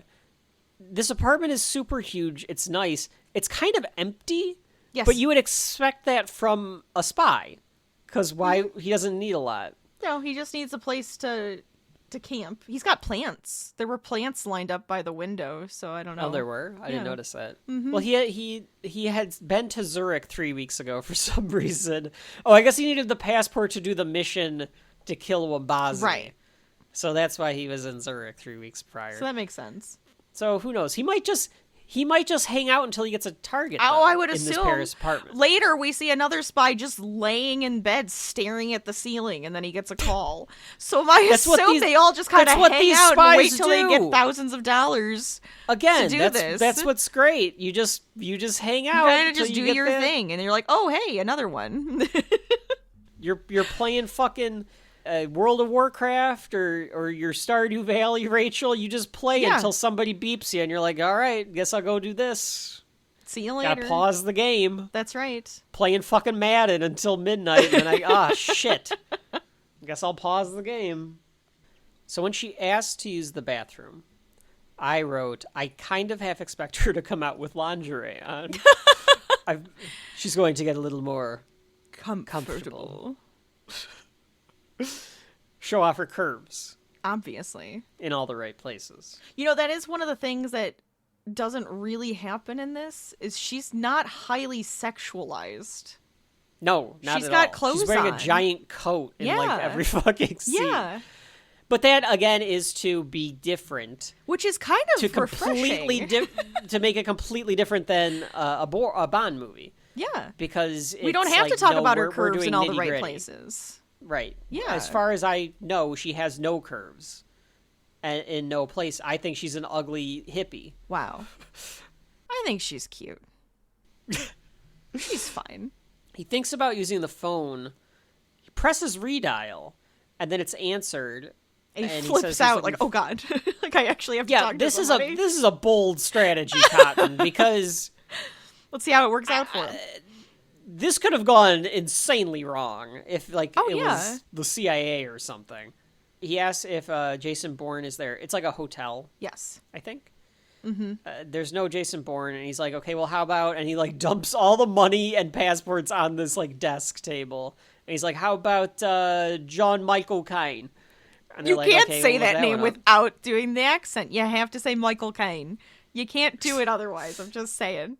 Rachel, here was my note about her doing the brushing the teeth, and I wrote, dude, she's brushing her teeth, she's going through his medicine cabinet. I wrote, I Yes. guess she's a gypsy. It's just what they do. I think my husband, one of his things was that he goes, she's using his toothbrush. She had to be. Well, I think she brought her bag in, so I assume she brought her toothbrush. But she All could right. be. She could just She be could taking be. his toothbrush, laying it in there. She doesn't care. She's fucking gross. This lady's gross. Another guy's on the phone and says that John Michael Caine passed away 2 weeks ago. So was Yes. he using the John Michael Caine persona, and that's what they said is dead? Was 'Cause the they never John Michael really John Michael resolved Caine that. was the one that was Zurich? Was that the one from Zurich? Right?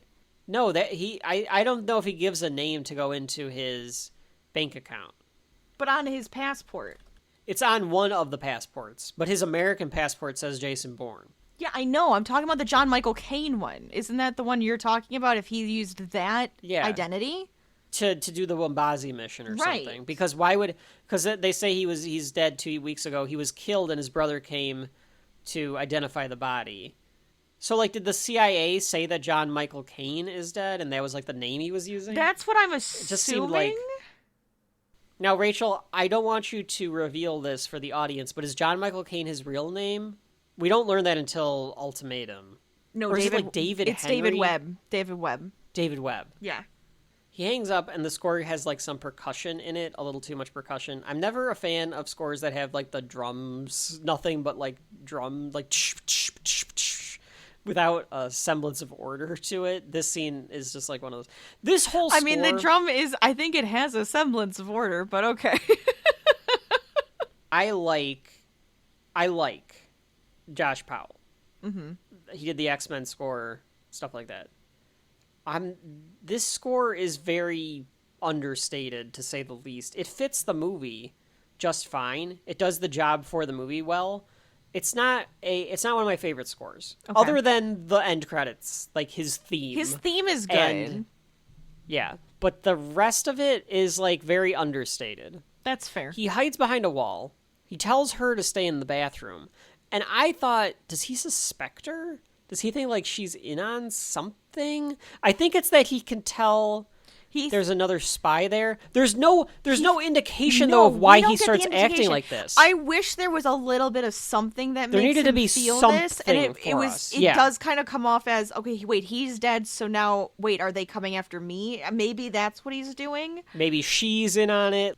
They needed something there to clue the audience in on why he starts acting like this. He felt a little paranoid, like he saw a shadow, he saw somebody out on the street, something, like... Like, I get it. I get that he's good at that, but as an audience member, you're kind of left a little bit to just put the pieces together. That he just all of a sudden starts doing this, so we're like, does he think somebody else is there? But she's like, oh my god, the water is cold. There's no warm water. Didn't pay his bill or whatever. But you have to, no, turn it on. He turns it on in the kitchen because he's like, maybe that'll help. Right. He's oh, let me check in the kitchen. Yeah, it's cold. Which is why I thought that he was, like, setting her up, because I thought he was like, oh yeah, I'll be in the kitchen. Yeah, but I think it's just like he's just using it as cover for himself. Grabs a too. knife. Yeah, he grabs a knife. He grabs a knife, and then he drops it when she comes out to the hallway. And then they, like, stare at each other. And Maybe I was he guessing, does. Maybe at this point he did suspect her. But then when she comes out in the hallway and smiles at him, he's like, "Oh, she's not. No, she's just dirty and wants to take a shower. The she's knife. not trying to do anything." Yeah. So then that's why he drops the knife then. Right. So I actually think he was did. Paranoid about her for a second there. He looks to his right and then slowly walks to the balcony. And this actually got me. I jumped. Yes. Because of the moment here. The glass breaks and an assassin jump scare. He shoots all over the fucking place. God, This assassin is sloppy. This guy sucks. This man is sloppy. With his blonde, like, bleached tips. Yeah, he looks like fucking Johnny Storm. What he the looks fuck ridiculous. What is he doing? I mean, he looks very 2002. He's like, in his spare time when he's not murdering people. He's in a boy band. Like, thank you. Yes. Exactly. It's in a fucking early 2000s boy band. What were you going to say?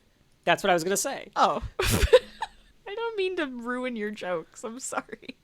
No, that makes it better. A fist fight ensues, complete with the sound effects. I didn't remember that those were in Bourne. Yeah, I didn't know they were so loud. Mm-hmm.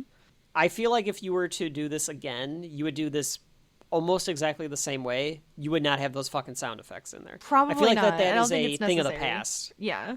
It's like too much. The zoom in camera makes the choreography slightly less impressive than if you were to have it wide, like a Bruce Lee movie or something like that.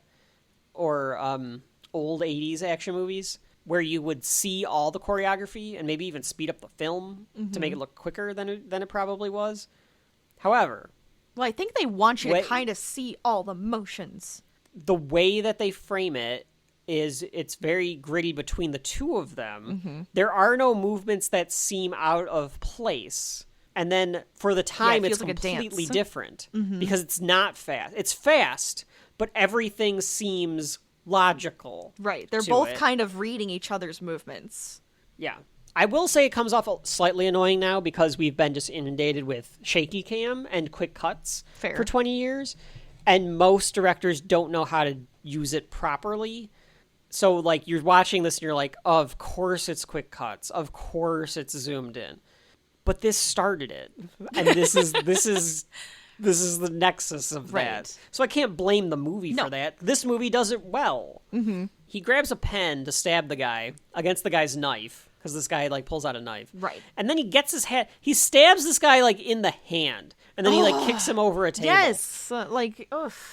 The guy pulls this pen out. Yes. And folks, look at your hand if you're not driving like your car. between Look at your hand. your fingers. Yeah, it's like between his fingers. There's nothing but bone there, especially if you're an old head like me. Between the fingers. Well, the older you get, Rachel, the less skin you get. I'm saying between the phalanges, Kevin. Right there. There's like space for stuff. Yeah. But I'm saying it's not a lot. So like you're pulling. He needs to get it out though, so he That can use his sucks. hands again. I suppose that's true. Well, that's why it's a good move by Bourne. Bourne breaks this guy's arm and then takes him down. And his ankle or leg. Yeah. He has him down. I wanted him to start doing the slam his head on the floor. He does it a little He keeps bit. saying like, he asks for the guy's name, and in the bag are photos of Jason and Marie. Yes. Marie goes nuts. He does slam his head a couple times. He does a couple times, yeah. She starts going nuts and like shaking the guy, like, "Where did you get my picture? Where did you get this?" This was from yesterday. He pulls her away, and as he does, the assassin gets up, jumps out the window, Just to step which out is like the window. like he's in a fucking Looney Tunes. What is that? But he's dead. Yeah, Like, I he's thought dead. he was gonna It's get not away. like he gets away. He just plants that on was the ground. Instead of He's taking dead. like the pill in the back of his mouth or whatever, the what like you know Yes. that pill, that little one that he has to take. Yeah, Nightlock. He goes doesn't out have like nightlock. He goes He's got to jump out the window. cyanide. I think would be the one that most people would Cyanide know, but pill. whatever. Couldn't remember what it was called, so I went with the one that popped into my So head. you go with Nightlock. That's fine. He goes out like a fucking Russian oligarch. Just jumps out this window. Gone. She even goes, he just jumped out the damn window. I can't remember if they said ridiculous. in the script or what she was supposed to do was to scream. But the actress or on set they decided that it would make more sense for her to be in shock. Oh, absolutely. And I like that more. I love that I she's liked in her reaction more, that she's in shock for the rest of the next like 5 minutes. Oh, like he has to like absolutely. pull her ass out of the He's apartment like 'cause hanging she on to cannot her. move. Right. Which is real. If I saw someone fighting an assassin in front of me, and then the then assassin one of has them- my picture on him, and then he jumps out the window to his ultimate demise, Right. I'd poop myself. Gotta go use that bathroom. Hey, I Jason, can have I to use go the use that bathroom? bathroom. He tries to tell her to wait for the cops, but she can't because she's in shock, so he carries her out. Right. The old French lady got shot in the head. On the head, right in the head. It's kind of mean. Yeah, it's horrible. When did this assassin guy shoot the French lady, by the way? I don't know, because he came through the window. Yeah. So it's really odd that he was like, oh, I'm going to shoot her in the head, then I'm going to go outside and go up. I guess just That to was like an make sure to get her An out of the way. unnecessary kill, by the way. Yeah. Like, he's getting points deducted at the end of the level for shooting this French lady in the head. That's right. He didn't need to do that. Unnecessary. Wasn't your mark. Ridiculous. I don't understand why he did it. Less money for Just you, because- buddy. Well, he's dead now. Because so he it doesn't knew, matter. like set him up, drown him in the toilet, or Right. the tub, or whatever. Yeah. throw the his coin. ass out the window. You gotta throw the coin. You didn't need to shoot the woman in the head. That's all I'm saying. She vomits from shock, and then seeing the assassin dead, and he's like, "Don't look, do not look over there. 'Cause Right. Then you're going to shock again." Julia Stiles makes a call. She has this like hidden phone room thing in her like safe house apartment. She like opens up a wall where there's like a phone in it, like Dr. No. It's like the secretary in Jamaica in Dr. No, where she like flips the Yeah. bookcase open and Right. there's like all the stuff. Yeah. She's got a little like hidden safe room thing with all of her stuff in it. It's kind of crazy. And Chris Cooper tells her to clean it up, and she's She's like, like, I can't. Do that. He's on the, The body's in the he's middle of the outside. street. Idiot jumped out the window, and now the police are dealing with it. Yeah, I'd almost be like, you sent the worst fucking assassin we've got. You sent fucking Eddie. Yeah, You knew why'd what you go this was bottom gonna of the barrel? happen. Why'd you go bottom of the barrel? All right, you can't do that. Yeah, it's Jason Bourne. What are you thinking? Ridiculous. They go to a train station, and the big board's flipping around. He doesn't know what to do, so he's disoriented again on what his next move should be. He throws the red bag in a locker and walks out. And I was like, no, that's his iconic red bag. Rachel, I looked up, I found out that the guy from Mythbusters owns this bag, like the prop. He bought the prop. Oh my god, that's funny. At auction. I really want that string bag from Bourne Identity. I need the backpack. Like what kind of conversation piece is that? You know, that's the backpack from Bourne Identity. Now, folks at home, if you spotted me at Comic-Con this year, Rachel and I went to San Diego Comic-Con. I was wearing on my back the backpack that came with the Bourne series. That's right. 4K. So it says Jason Bourne, or it says Jason, Bourne on it. Yeah, it says Bourne on it. I think I was the only person with a Bourne backpack at all of San Diego Comic-Con. think you were. Which Surprising. Statistically is surprising. I because would of how many think. people were there. Yeah. It was subtly advertising for the main event of Shelf Life. It was perfect. He left Marie in her car, like across the street, and when he gets back, she's not there. And then she comes walking back, and he's like, "What the fuck are you doing?" She's like, "I wanted to go get the coffee and cigarette or something She's like I needed that." a drink, and I didn't think you were even coming back. He's like, "I told you to stay at the fucking car." You know what? If I just watch someone manhandle another person to death, and they say, "Stay at the car," I'm going to stay at the car. I don't care if I'll be like, you know what? I'll stay at the car. You go in the train station. When you come back, can you get me a coffee and donut or whatever? Because I need something. I'm going into shock. I'm kind of surprised that he didn't get her some chocolate Like a or candy something. bar. Fucking There's candy Dementor bar. attacked her. That's right. He tells her to just go to the cops. Like, you can end this. Go to the cops. Right. Say, like, you were Tell him who I am. kidnapped. I'll Like, give tell you her even whatever. one of these things. Tell him whatever. Yeah. You'll be fine. Because, like, they're going to find out that you don't know anything. Yeah, you're not And involved. that'll be the end of it. And I think that's probably true, right? Like, CIA is going to question her, but they're going to find out that all that happened was she got paid money to drive him there. I think So this she's more concerned about the fact that an assassin had her face, and she's just like, what if they're going to come after me? She thinks she separate. thinks that she's a So target. even if I'm not with him, they're going to still come after me. That's what I would think. Right. Well, she says, "Why don't you go to the cops?" And he's like, "I can't go to the cops. I don't know what the fuck is going on." Right. They keep chasing me down, so clearly something is going on. I was wondering if this is supposed to be like one of her like lines to establish her character, because she goes, "Nobody does the right thing," because she is debating in her head if the right thing is to Help him. help him. Yeah. She's like, is he a bad guy? Is he a good guy? Is it the right thing to stay with him, or is the right thing to leave? Yeah. So that was her chance to leave. That's her call to adventure, right? I think so. If you look at it from her perspective. I think it has to be, yes. She's she rejected the call. She answered the call now. I mean, she rejects He's like, society how- already. She just kind of goes on her own adventures. You know, she does a lot of different things that either fail or she just runs away from. This one, she's not going to run. She says that the tires are a little splashy. Or he says the He says tires were a they're- little splashy right. on the ride here. Yeah, but she's like, She's but like, well, it pulls pulls a a little. little and this and that. She goes, but otherwise, I'm gonna be like, I live out of here, so clearly, I kind of have to take care of it. It's my house. that's why it smells in here. There's not a lot of ability to make fun of the Bourne character as much in Bourne Identity in particular, because he is such a blank slate, because he just Yes. doesn't know. Right. Damon plays it well, but because he doesn't know who he is just like a almost empty vessel of just spy man. Absolutely. Does that make sense? Yes. Okay. 100%. He just kind of is spy man, Like, other than being like Bond man.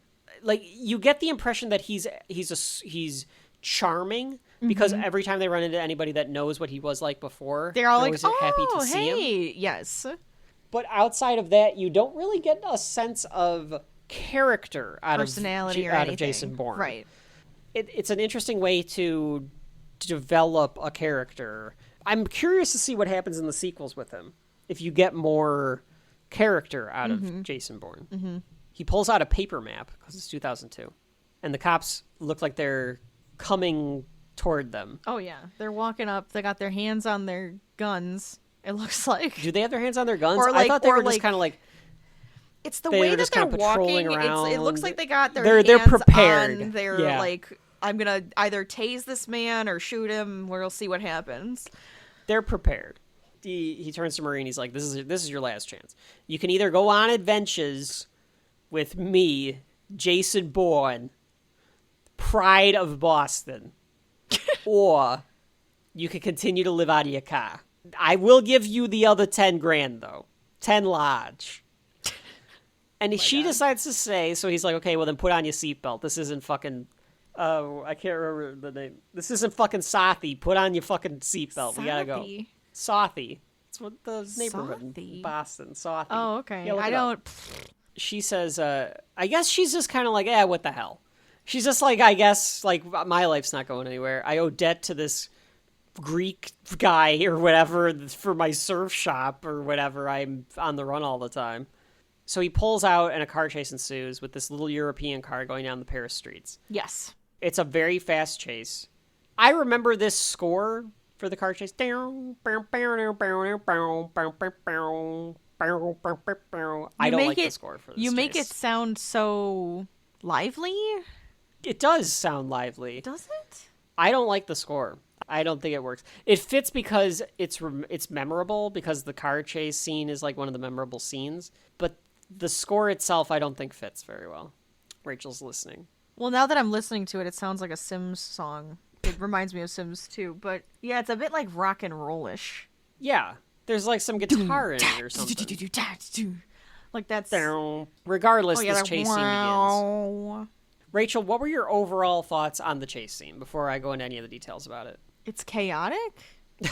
I don't know what you're expecting me to say. It's a chase scene. I mean, did you think that it was well done, enjoyable, entertaining?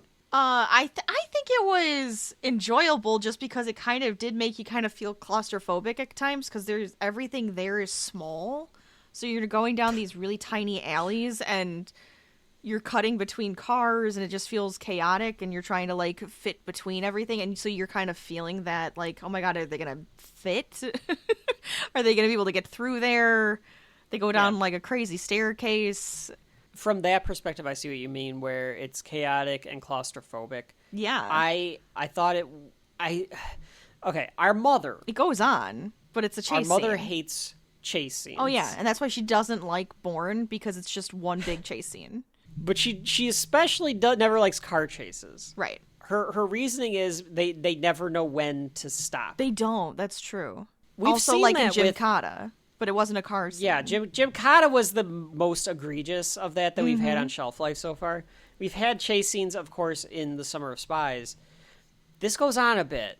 This is very Da Vinci Code. Yeah, it doesn't scene. repeat itself. Right. And it's innovative. Right. But I was feeling it a little bit, where I was Yes. like, okay, we get it. Right. Like, there was a couple of points where I was like, all right, I got it. Right. There's a bump coming up and the car goes flying over some stairs into the alley. That was good, where like the only way to go down is to like take this little European car down the stairs in the alley. That was fun. He has to drive Surprised that thing backwards at one works. point. Yeah, I thought that I thought the whole Everything front would was be gonna falling fall off of it. Yeah, like there's no way. There's no fucking way. I was surprised they didn't flip the damn thing, because it's so light. I'm surprised the cops even pursued on the motorcycles, that they would be able to go down the stairs and follow the car. Oh, everybody Like, was made for this. They're like, I'm ready.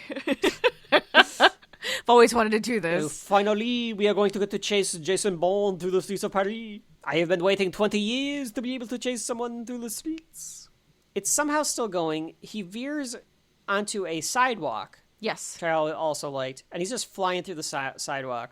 I like how he tells Marie to turn her head away. Yes. I thought he was gonna like pull out a gun and shoot. I thought he was know gonna. that they were Well, gonna he shoot doesn't. at him. He never keeps the guns. Because why does he say turn your head? I'm wondering if it's just to protect her, but it doesn't make any sense for that either. I guess in case they shoot, or if like the glass breaks, or if he has to like. I thought he was gonna take the car and ram it against the motorcyclist, and that's why it was turn your head away. Oh yeah.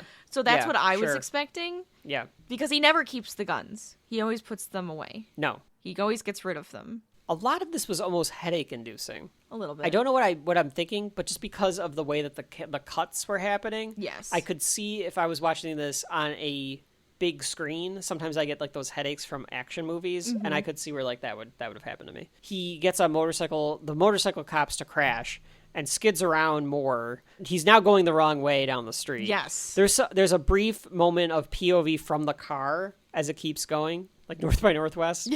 He causes the last motorcycler to get upended, I think by braking, and then he pulls a Terminator and goes into a parking deck.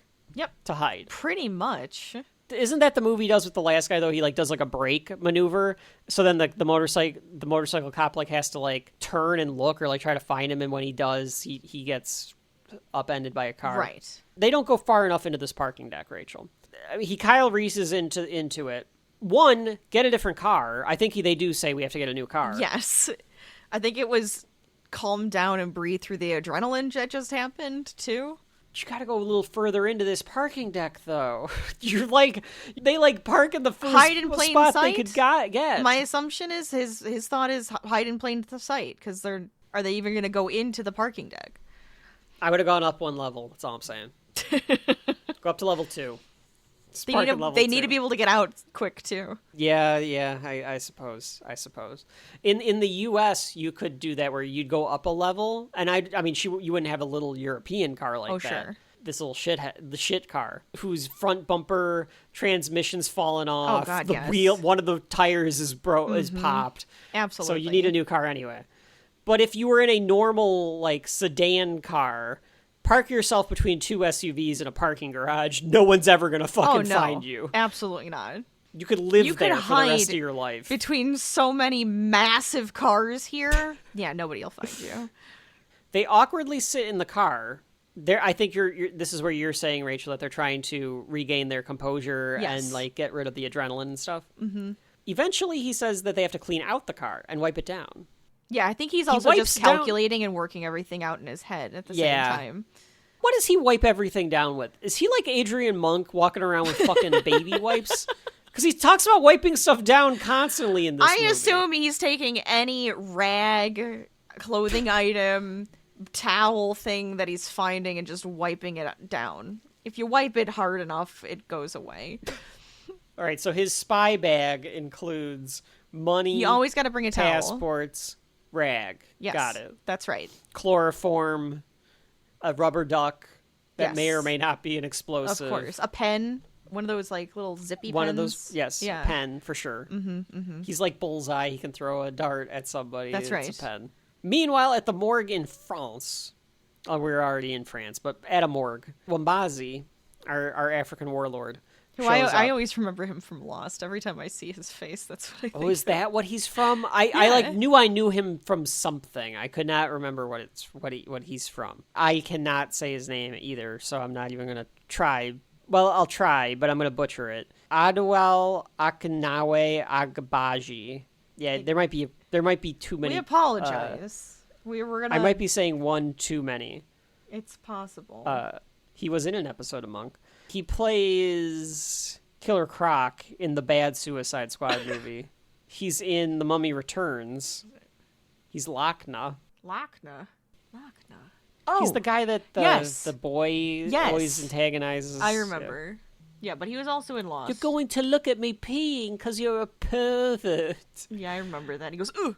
Anyways, I digress. They pull out a corpse, and he examines it. We don't get to see it. We don't see it. I'm a little disappointed I don't get to see it. I thought that with the fact that we didn't get to see it meant that it was going to come back somehow. I did too. It doesn't. No. Because later on in the movie, Bourne and Marie go to the morgue. And the body's gone. And the body's gone. Yeah. And that never comes to anything either. Right.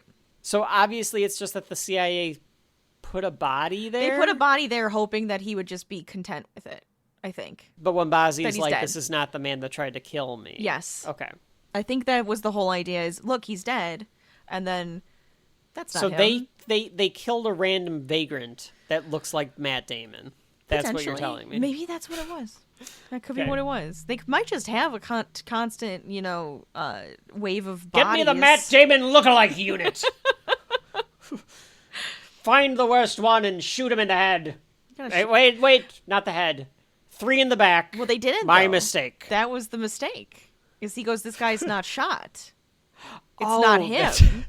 Because he goes to touch the back. There are no bullets in this back. Brian Cox is very upset. Oh, about he the would fact be that they did not get that right. Pissed. He would be pissed. They fucked this up. They fucked it up. Yeah, I forgot that he says that there aren't any bullets in the back, and he got shot in the back. How about that? My bit worked into your exposition of the scene. It did. Like we're professional podcasters, or like we have a script in front of us, which we don't. We never do. It's probably obvious. Julia Stiles calls Chris Cooper and is like, Yeah, he didn't buy it. I promise that I wrote Wombazi. Autocorrect turned it into Mombasa. Mombasa.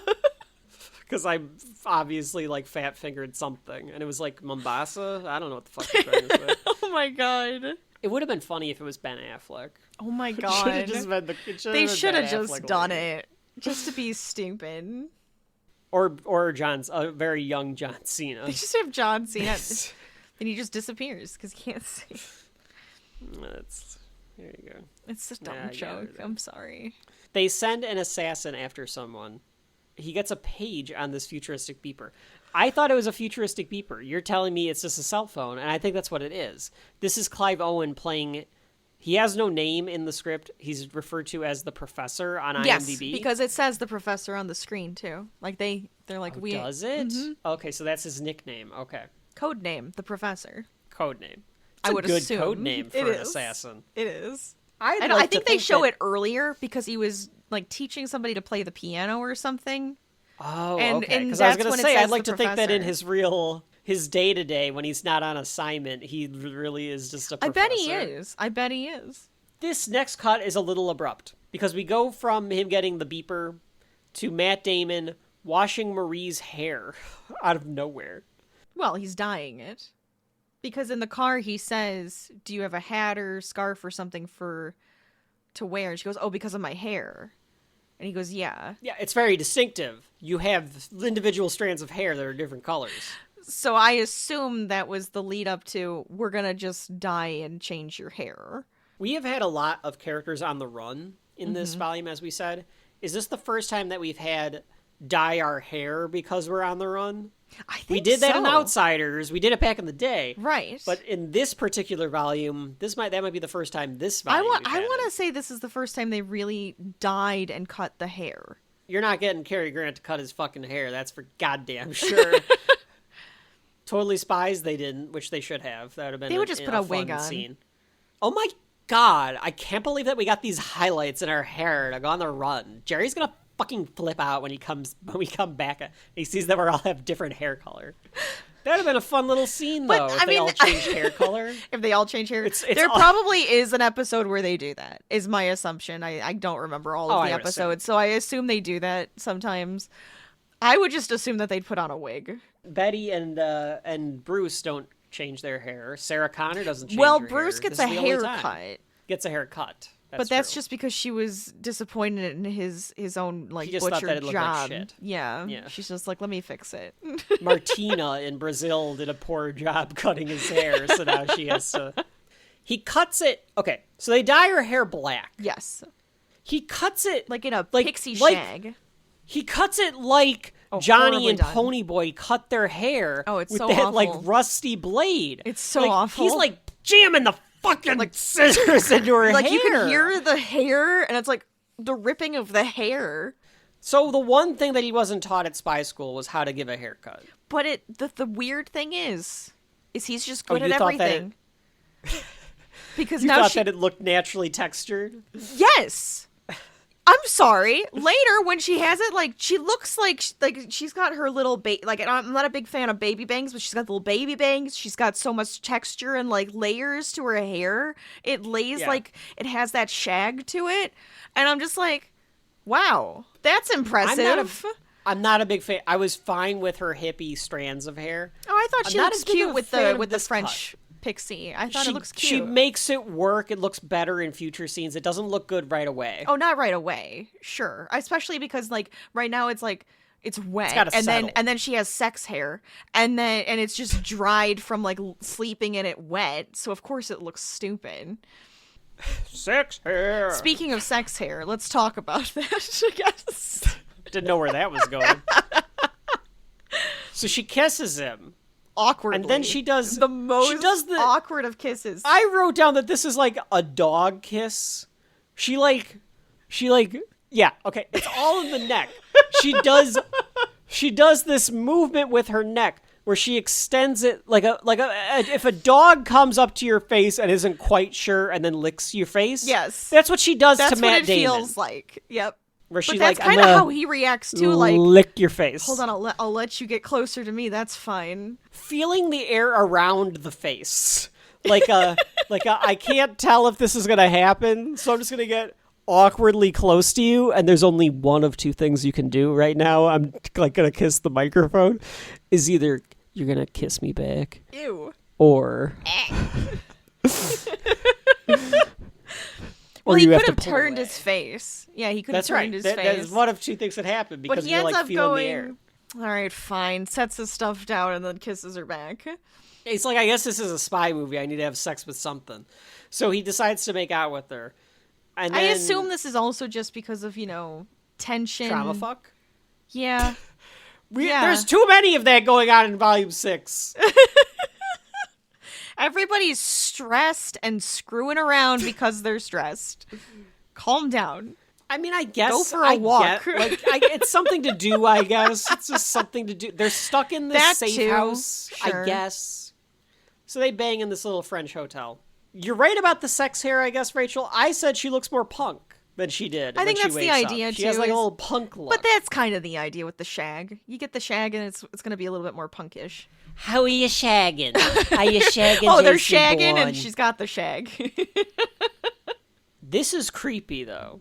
She wakes up, and he is sitting at the end of the bed. Yep. In a chair. Yep. Just staring at her. Yep. Like fucking Edward Cullen, this guy. He could be a vampire. He could have been an be. assassin. He did also say he just could have been a vampire. He hasn't slept. I'm like, That's what I'm saying. vampire. All of these assassins are coming to kill him. They're just Blades people. That's right. Like, the end of this, Blade is going to It's the come out and be like, Volturi, I need if to- we want to keep I going need with to Edward kill- Cullen. Yeah. I need to kill Jason Bourne. Remarkable. I'm sending my low-level guys first, and then Whistler's going to send me. We need to kill Jason Bourne. Whoa! Whatever the fuck goes out of that creepy, weird crap. I like the idea of Blade and the Volturi working together to get... Having to team up to take out Yeah. Jason Bourne, vampire Jason Bourne. That's right. Yeah. What are you doing here, Daywalker? Our worst fears have been answered. Jason Bourne has become a vampire. Oh my God. No, he wouldn't say He my could kill God. us all. He would be remarkable. He'd want him. He doesn't want him dead. The Volturi want him. No, he's too powerful. That's right. He could take over. Because then Blade doesn't want to kill him. He wants him to join his side to take down the Volturi. But I the like only it. way to get there is to trick the Volturi. I like it. This is the plot of the new Blade movie, I think. It's just they did a little crossover. Yeah, they're just Yeah. merging all the worlds together. It's the multiverse. Sometimes you Fuck got a it. multiverse of vampires, all right? Yeah.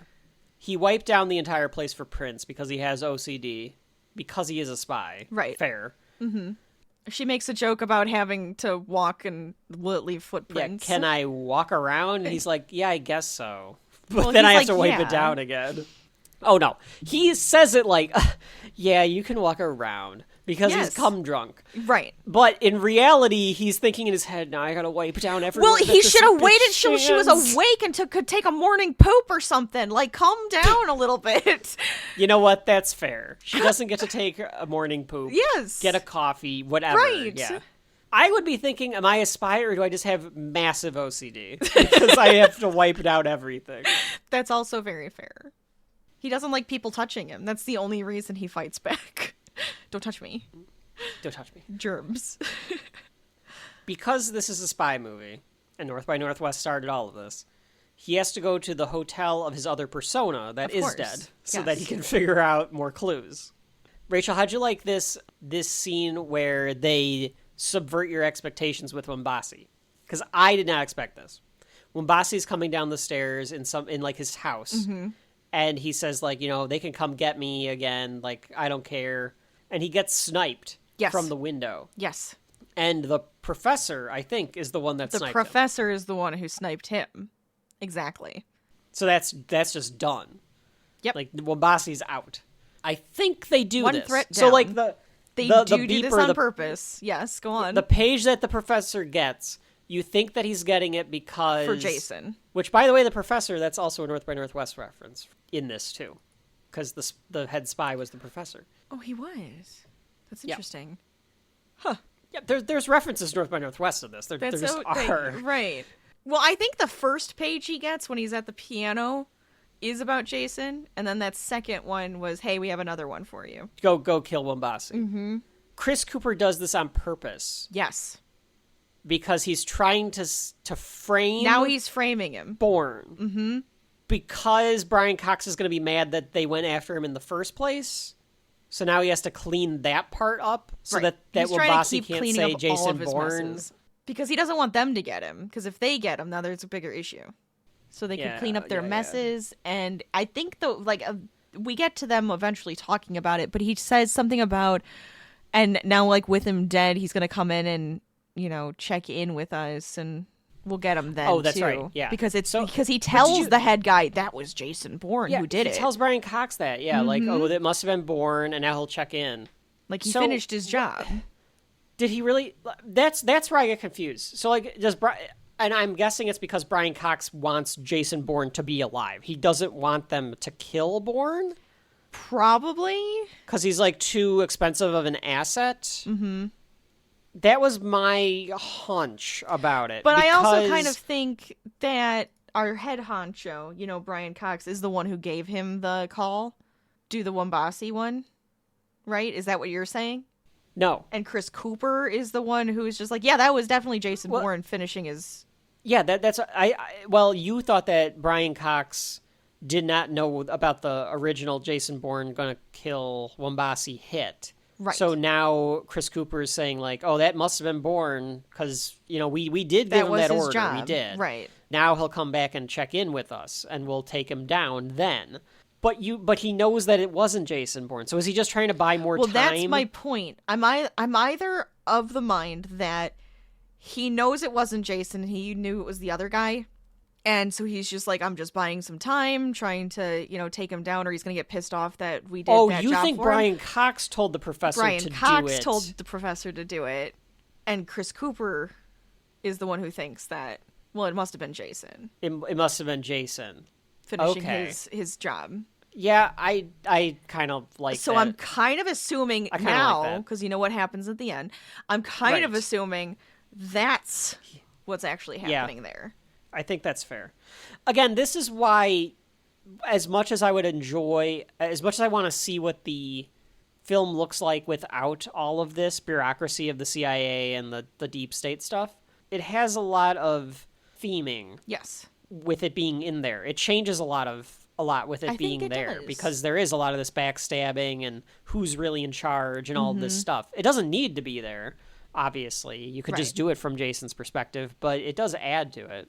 I think you might be right, Rachel. That's what I'm thinking is happening here. Yeah, because these two are obviously having like a power struggle Absolutely. between the two of them.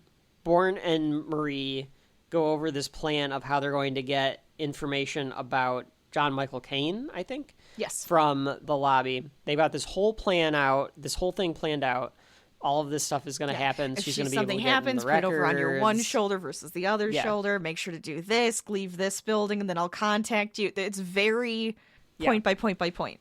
It almost even goes into, it doesn't, but it almost goes into the like Ocean's 11, like we're going to do a Right. montage of it, or a Mission Impossible. Or Mission Impossible. Bourne calls the lobby, and of course they don't answer. And then Marie is just behind him, and he's like, "What the fuck?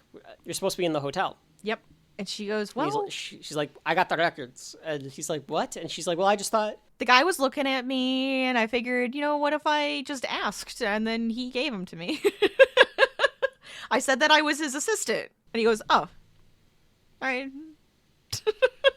Which is kind of how she is, like, working here. She is his number 2 right now. Right, and he could never have the the charm. Well, he is Michael Caine. He can't go in there because they would potentially recognize Right. him. Right, He's supposed to be dead. He's supposed to be dead. But he could not imagine that you could do something like that easily. Right. But he doesn't have the charm of Franca Potent playing Marie here to be able to just go in and be like, oh, hello, little French boy. I think the big piece to take away from this is that it's like he's thinking of it like having to do something extravagant because that's what he's used to having to do. And it's like, no, you just keep it simple. I like that subversion where it's like sometimes the simplest thing is the best thing, right, and not to make it like complicated. Keep it simple, stupid. I kind of don't tell me, Rachel, but well, I guess you can tell me. Does that come back in Supremacy or Ultimatum where he does thinks something about simple? an elaborate plan and then he's like, I feel like it do does. I want to say it does, but I honestly, because that could be like a good little while. lesson for him to learn. Yeah. They're calling all the contacts from John Michael Caine's address book. I don't quite know what they're doing here. Oh, these are all the phone records. These are all the things that where John Michael Caine yes, called. What he called out. So he called. Right. Yeah. The cops have found the car, and Julia Stiles is trying to track them. We eventually learn that her name is Nicolette. Right. Mm-hmm. I think she gets a last name in the sequels. Probably. She becomes a little bit more important. Yeah, she teams up with him in Ultimatum. I think in Ultimatum, yes, and then I think they actually have her doing the same thing in Jason Bourne. I haven't watched that one though. Another assassin gets another page. I think Clive Owen's so many assassins. That's Rachel's second stand-up album. So many assassins. Well, the professor gets the page first. That's who we see. Yeah. They go to some company in Paris, a very clean-looking building. And when they get off of the elevator, someone immediately recognizes him. They're like, Mr. Caine, welcome back. Yes. They take him to this, like, Eggman's office. This guy looks like he came back from the Turtle Club. He kind of does, unfortunately. I don't know what kind of company this is, but they're, like, obviously, like, luxury yachts and type stuff. Absolutely. So he's trying to buy a yacht. Well, he was casing the yachts that he owns. Yeah, he was casing the yachts of Wombazi. Right. So they leave, and he's like, I think I'm Bourne and Caine. Marie was, like, not there for the meeting. She was, like, at some, like, local he, pub left her in a pub. Mm-hmm. And she's been looking shit up, and she's like, I found Caine's body. I found the morgue that, like, he's at. Right. So they go to the morgue, and this is where... I thought he was going to bribe the coroner. Or did he bribe the coroner? He does. Like, the coroner's assistant who he was bribing. Absolutely. And then this other coroner comes? The head coroner. I think it's the coroner and his assistant. Yes, just like South Park, when the zombies attack. Luckily, they didn't put Worcestershire sauce in this body. Or maybe they did, maybe and that's there's why a whole other problem going on. Yeah. Actually, yeah, that's true. Why would we think Worcestershire sauce in here? You know that it is too British for us French to be eating Worcestershire sauce. I like it. It makes everything taste so English. It gives it flavor. It gives it flavor. Not like our French food. So the head coroner is like, yelling you at are not him. supposed to be in here, and yelling at him. And he's like, sign you know what? in, You know blah, what? blah, You're blah. right. I need to sign in. You're right. So then he like goes over, he steals the sheet, he pushes the coroner up against the wall. He's like, don't fuck with me. I'm Jason Bourne. Yes. And they leave. So then Bourne is able to put together through all of the files that they've gotten, all the stuff that they know. And he's like, I'm an assassin. Yep. He figures it out. They go to try to find Wombazi, and they see that he was assassinated. Well, and he's yeah, like, shit. that's why. That's the reason why he goes, I'm an assassin. That was mine.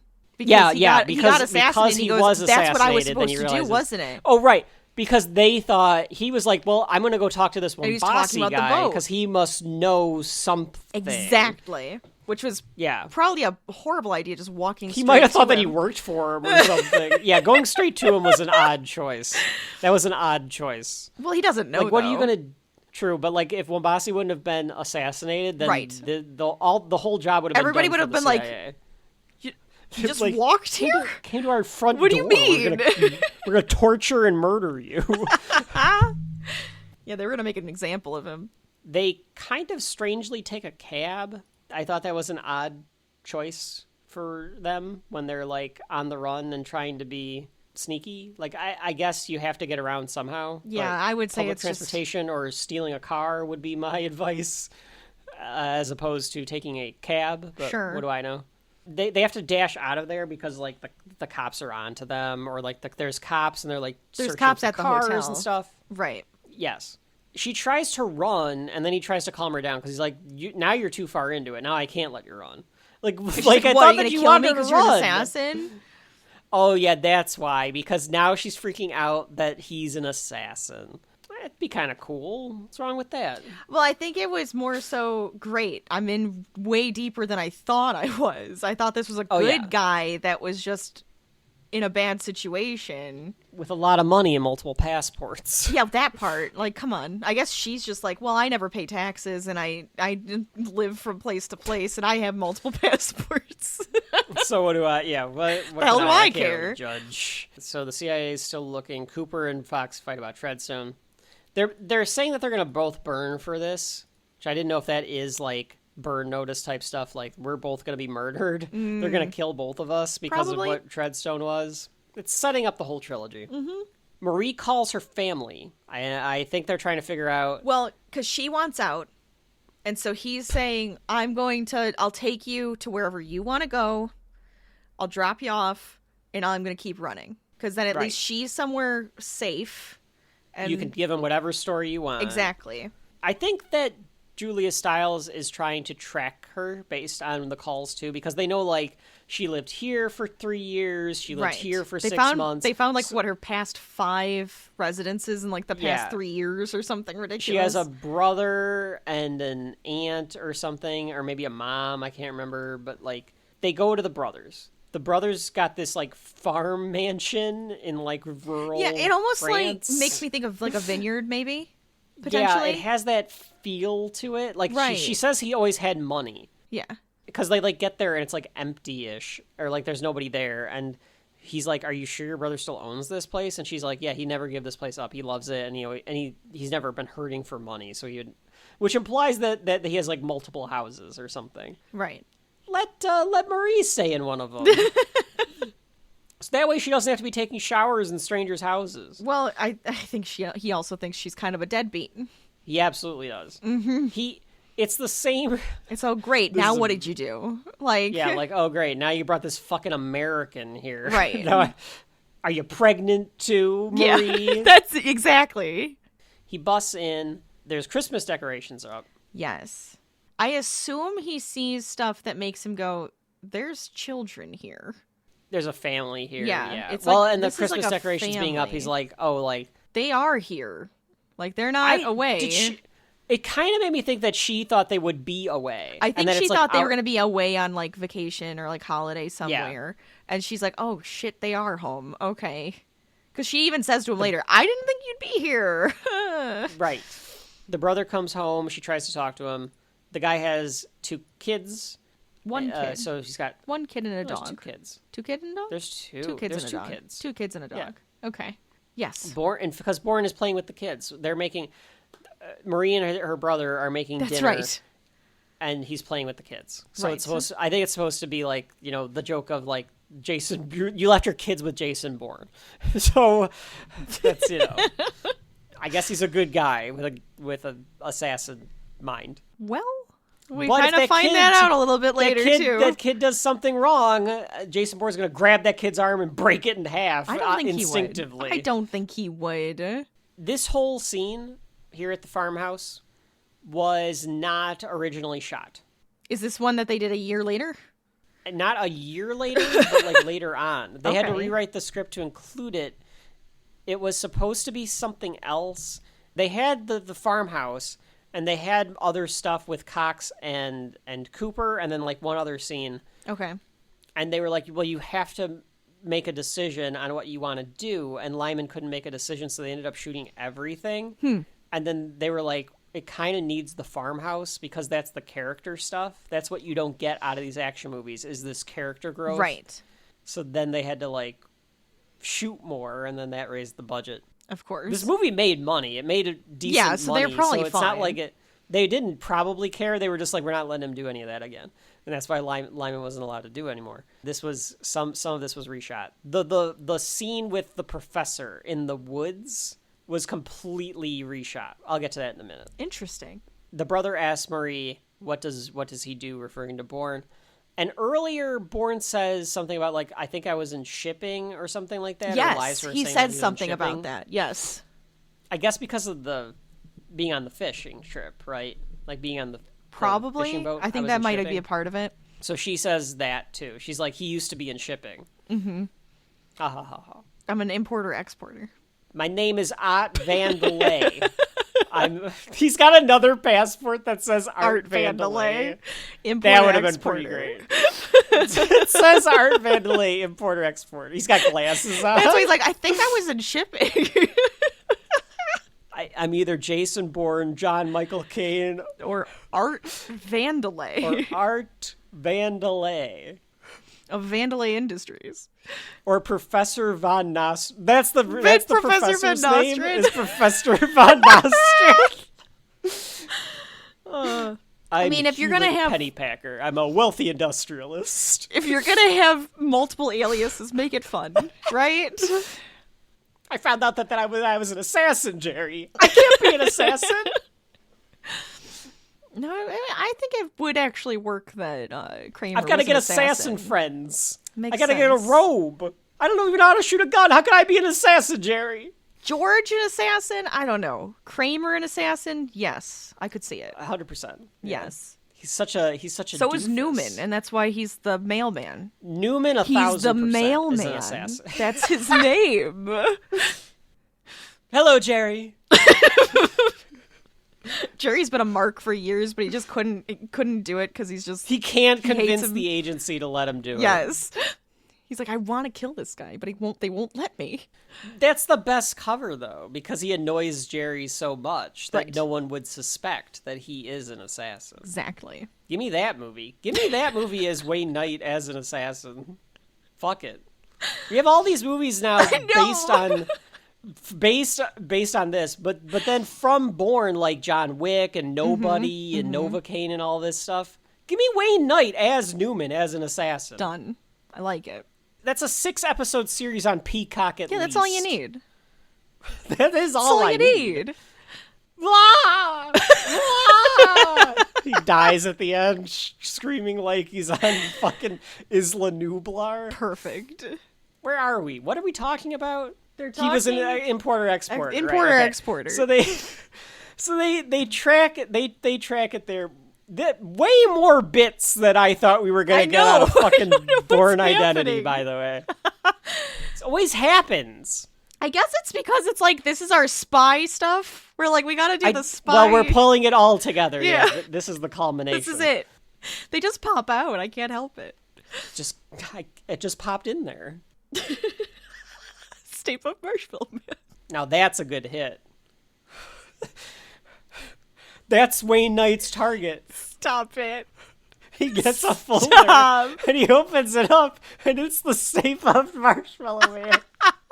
He's like, I can't. I won't. I refuse to kill Mr. Stay Puft.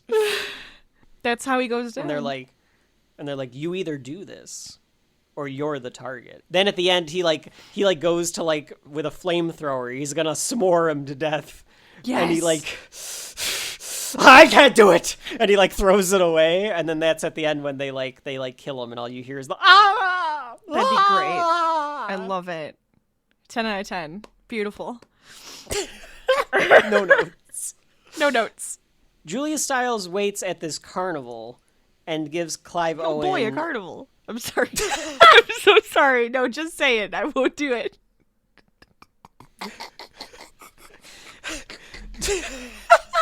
Don't start. I know you're thinking of another one. We don't need a Millhouse assassin.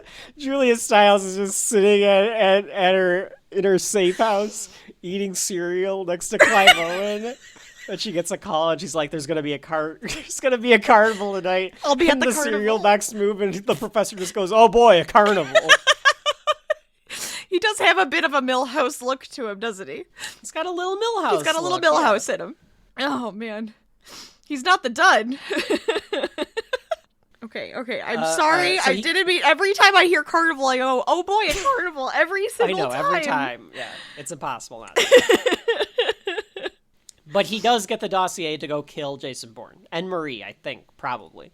Probably. Marie, I think at this point, Marie, she's too deep. Yeah, she's too deep. You'd think, like, they would think that maybe he's using her or, like, holding her hostage. Well, he tries to pass that off.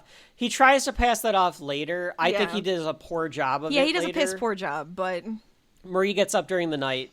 Again, talk about, like, fucking Jason Voorhees. Jason Bourne is just standing in front of the beds where these, like, kids are sleeping, and it's like, excuse me, Mr. Assassin Man. Could you not stand in front of my nieces creepily? Yeah, you're hovering. I know that you're protecting them, but can you not be Edward Cullen and, like, stand just away watch people from the bed? Sleep, you freaking weird vampire man. The point of this is that because he played with the kids, he presumably had a very Logan-esque dinner with the family that we don't see. Sure. Which we could have seen. That would have been a nice little scene of seeing them like all eat dinner and bond with the family or whatever. Right. He says that he doesn't know who he is and he doesn't care. He doesn't want to know. He doesn't care what he was. He doesn't want to know. He wants to move on. Right. He tells Marie, like, we could just run away. I don't care anymore. Mm-hmm. I think he's thinking we might not have to run. Or we could run away, we could hide, but they're not going to pursue me because Wombasi's dead. And if that was the job... Then it's done. Presumably I'm done, yeah. Mm-hmm. I think he just wants to pretend like he wasn't a spy. He doesn't like that he's a spy. He doesn't like that he's an assassin. He doesn't want to find out that he was a bad person. Right. He thinks that this is like a clean slate for him. Exactly. Which I assume is eventually what happens to Bourne, right? Like, he has to eventually find out that he was, like, a shit heel or something. I don't I can sort of remember a little bit about Bourne. I remember a little Ultimatum. bit, but it's blurry, so I don't really remember everything anymore. But it is like he does have this humanity thing with the kids. That's kind of why it's like that's the point of it. Yeah, I think it is bringing up some memories and stuff, and he's just like, I can't do this. I'm putting you guys in danger. The next morning, the dog is missing. I assume that means the professor killed the dog. Asshole. What a horrible person. At least we didn't have to see it, hear it, or anything, but god damn it. Why? Leave the dogs alone. Hashtag leave dogs alone. Justice Bourne tells for Guy. the family... Isn't that the dog's name? Something stupid. I don't know if they say the name of the dog. Oh, I think you're right, but I don't remember what they say the name of the dog is. Bourne tells the family to get in the basement. He realizes that the assassin's coming. Right. I thought he looked a lot like John Cena in this scene. This is where, like, I picked up on it. He where does. I was like, looks like John Cena. Yeah, he's got, they're like, all that from Boston? beefiness. They're wearing, like, a turtleneck. Is that just... It's because of the turtleneck and the beefiness, yeah. Yeah. Is it a Boston thing? Do they all just look like that? They have that, like, square face? Yeah, that's true. He does have a very, like, rectangular head. Mm-hmm. Yeah. Here in Boston, we all have rectangular heads. Maybe it's that's a real the thing. problem. It's because of all that Dunkin' Donuts. You'd think that it would make our heads circular because of the donut, but it doesn't. It makes it rectangular. Like the cup. It's strange. It was happening to Tommy. That's why he had to go down to Tampa, because he was getting the rectangular head. Tommy Brady. The greatest quarterback to ever live.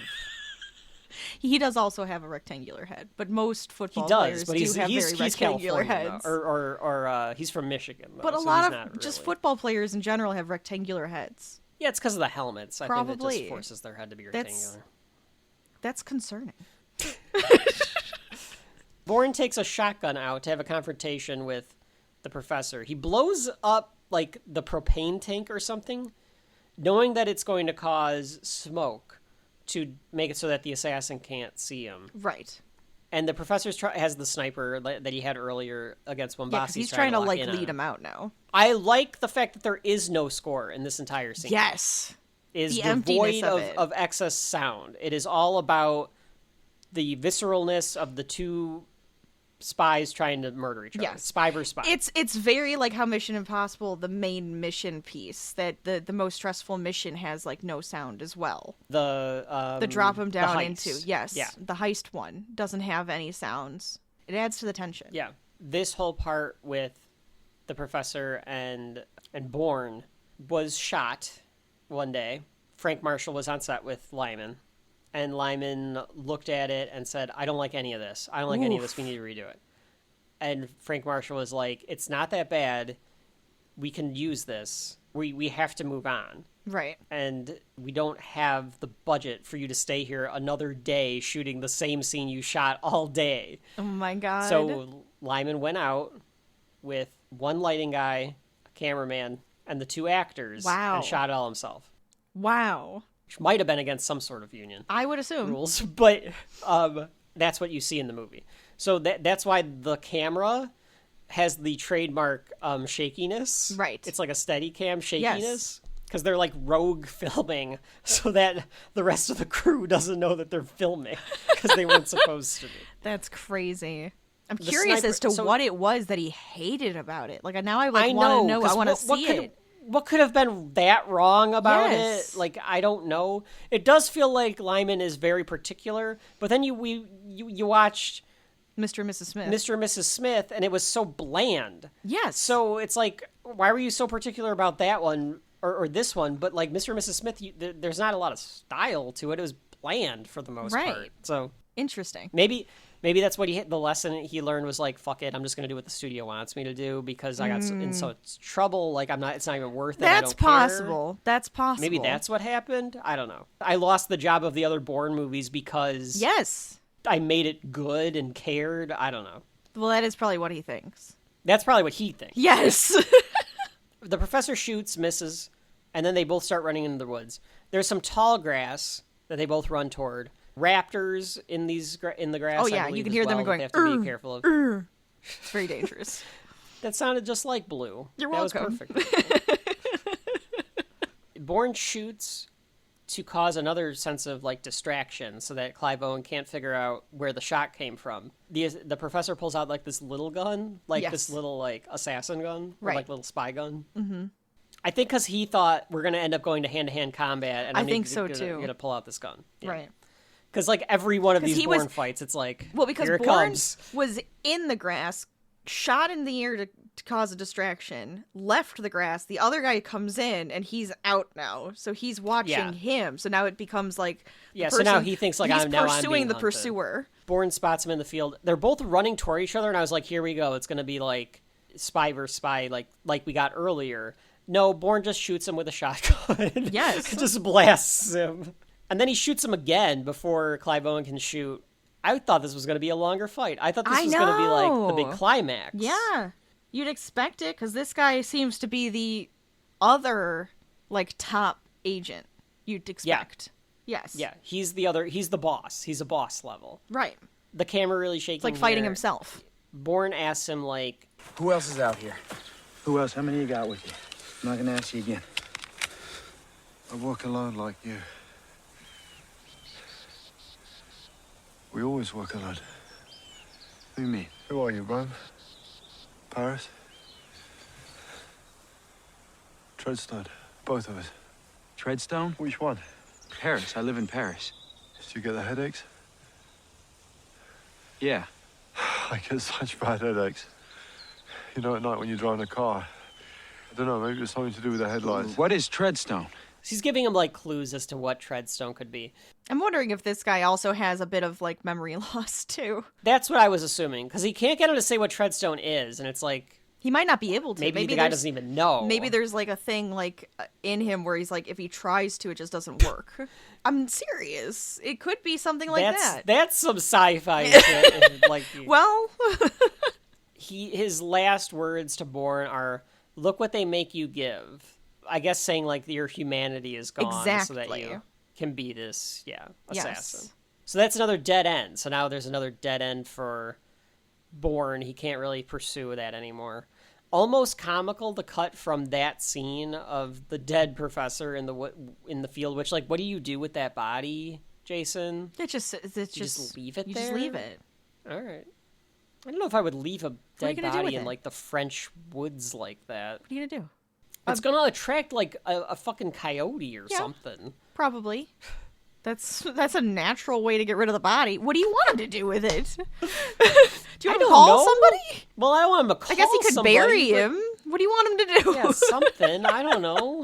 You gotta get rid of it. Burn it. I don't know. This don't is know. the perfect space. Think about Hitman. You're gonna drag that body like further into the tall grass so it's hidden. You're good to go. That is true. If Hitman's taught me anything, people never look in the tall grass. Exactly. That's true. It is almost comical the way that it cuts from this part to the kids and the dad getting the fuck up out of there. Yes. Like they're like, yep, Packed brought their another bags.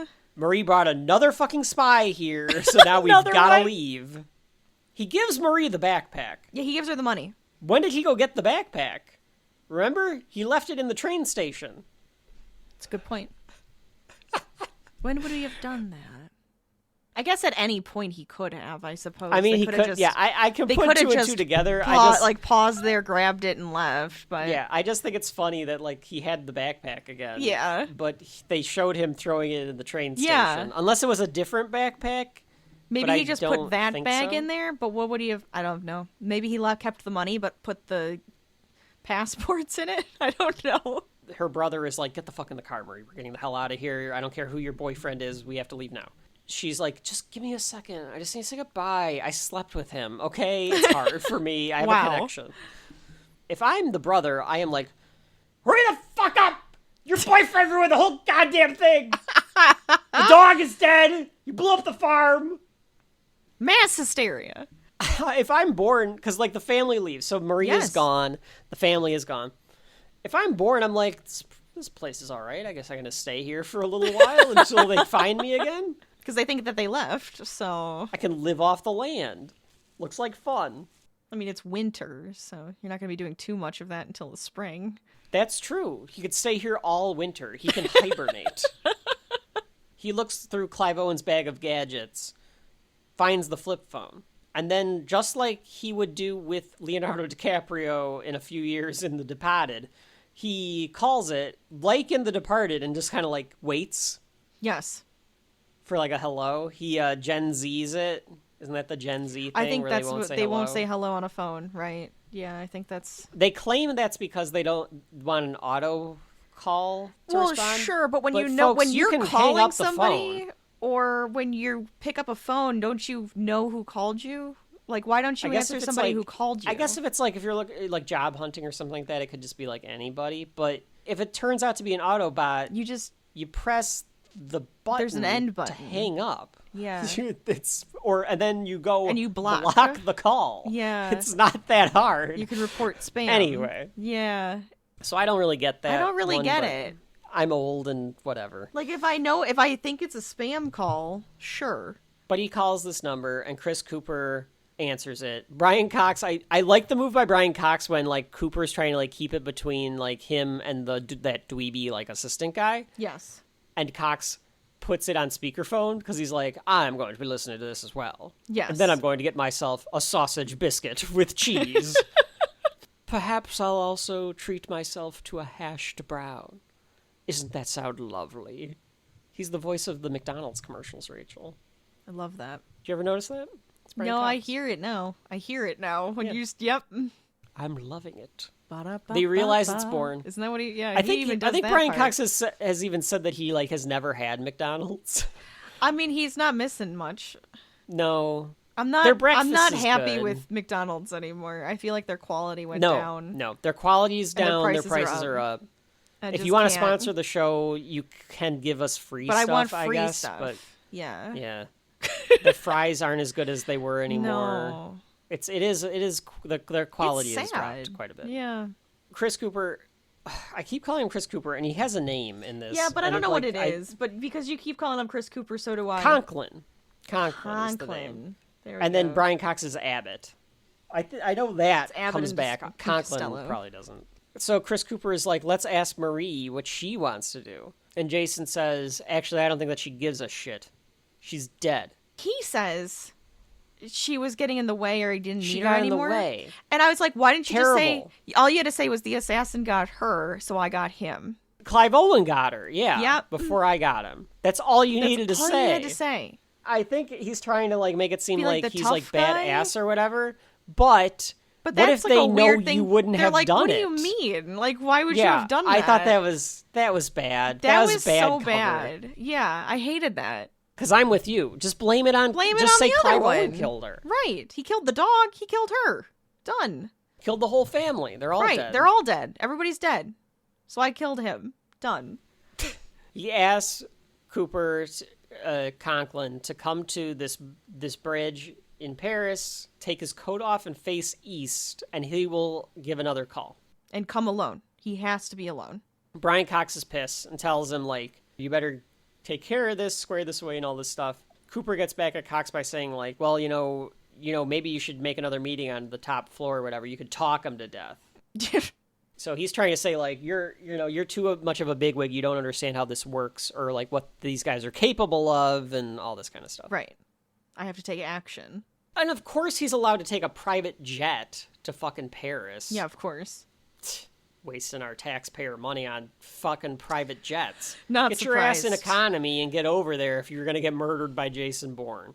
Well, maybe that's why he's like, no, I want to take first class because this is the end for me. I have to sacrifice myself to get Jason Bourne out of here. I might need my last meal on a frickin' plane. He's already costing the taxpayers enough money. We don't need him to also be then costing us all this jet fuel to get over there. Suppose all that's I'm saying. true. That's true. He's property of the United States, Rachel. That is how they treat him. Yep. That's what they say about him too. Didn't they say like your government? Well, he says think it later. they might say he says your it later. government property. He says it Yeah. later. $1 million worth of government property or something. It's more than that. I think they say $30 million or something Well, like that. just Which I'd be like, well, then I millions. should get a fucking raise if I'm really worth $30 million. Probably gets that much. It's probably why he has houses all over the world. A bunch of agents are getting ready. He's wiring up. Obviously, Bourne would anticipate this. You would think that that this is like a trap for him. I don't think Bourne would not think that Of course. way. He's doing Ethan Hunt work here. He's scoping out the area, trying to ID agents. He's got this little like monocular Yep. to ID them all. And they're not being subtle. Not at all. Not They at are all. Terrible horrible. job. Oh my god. Like the guy walks I would past think him, something they suspicious is lock going on. eyes, and he goes, "Let me talk into my shirt for a second." Yeah, okay. Like, what are you Folks at doing? If you're ever in a situation where you are in some sort of spy ring and the other spy walks by you, the last thing you want to do is lift your collar and talk directly into it. Let me just talk straight into the mic. I saw him. He passed me around the bridge. Like, don't do that. Don't do that. I can't tell you who I am. So Cooper takes off the jacket and Bourne calls him and is like, I told you to come alone, but apparently that was too difficult for you. Which he knew that was And he's gonna like, happen. I'm leaving. Which the whole point That of him was doing his anything, purpose. he was putting a tracker Exactly. on the very obvious van. Yep. The van might as well have said flowers by Irene on it. And he put the fucking tracker on it. Oh my god. Yes. He also knows he's incredibly important considering the guy does do what he asks him to do. And Yeah, I there's all guess those agents. yeah. He's like, You're right. what the heck? Yeah, they're after me for some reason, yeah. Although you could put two and two together. Oh, sure.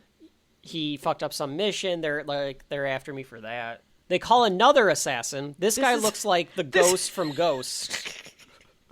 Yes. This is the one that's just laying on the bed staring up at the ceiling. I really hope that this guy does nothing but that until he's activated like the fucking Terminator. He's the fucking Terminator. He really is. You gotta say I will not lay in the bed until I am activated. Oh my god. Gotta say his trigger word. Conklin tells Julia Stiles to clear everything. They're going to shut down the whole unit here in Paris or whatever. Make sure it doesn't get exposed, I guess. Right. So she's like, really? Now I got to get a new job. Now I got to get a new house. I'm going to have to learn the whole new neighborhood. I'm not going to remember the fucking bakery down at the corner or the Petitzas. The new assassin gets a key at an airport. Yes. I don't know what that's about.